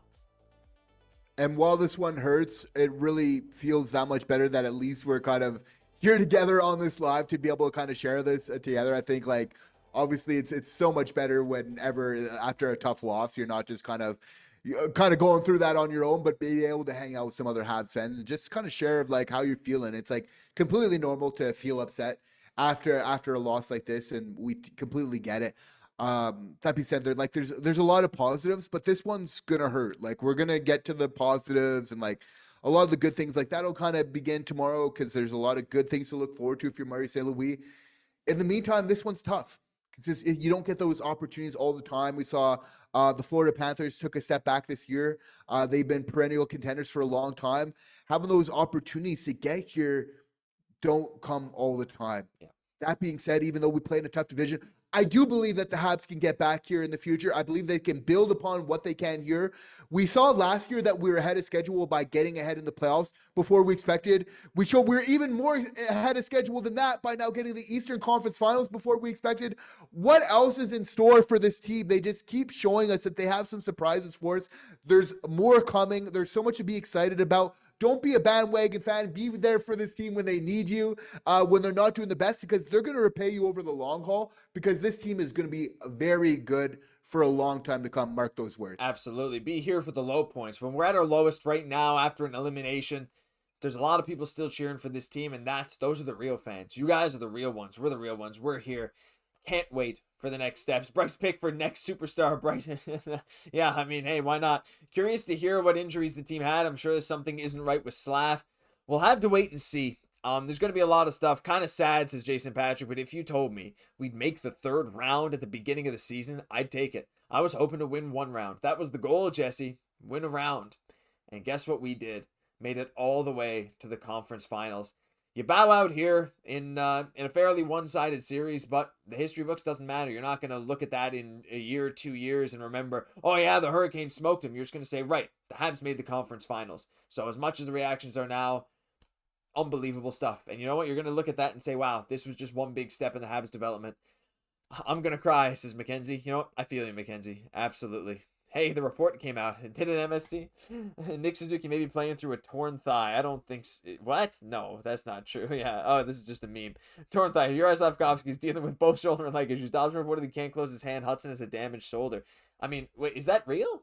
There's no way, right? Is that a? I don't know. Maybe I'll have to look. I'll have to confirm that. Though I don't know if I believe that. It seems like a torn thigh. Definitely not real.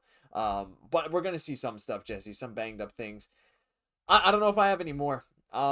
That's it. Congrats to the Hurricanes, and I'm excited to see what's next.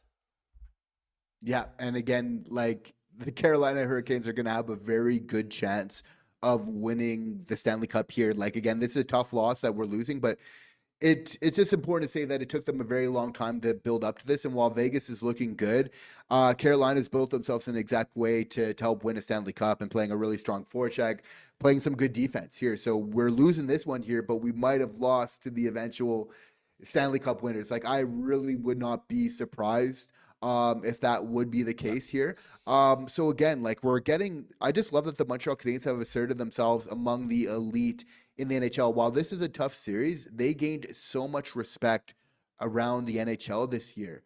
And teams are not going to be discounting them here going forward. And that's just going to make it that much tougher, as they're going to need to be ready going forward. But you just got to feel like they got so much talent coming in. They're going to build upon the experience that we have already. So much of our core players have not already come into their prime. And obviously in a very competitive NHL, like, it truly needs your best at the best time. The Habs are coming into that.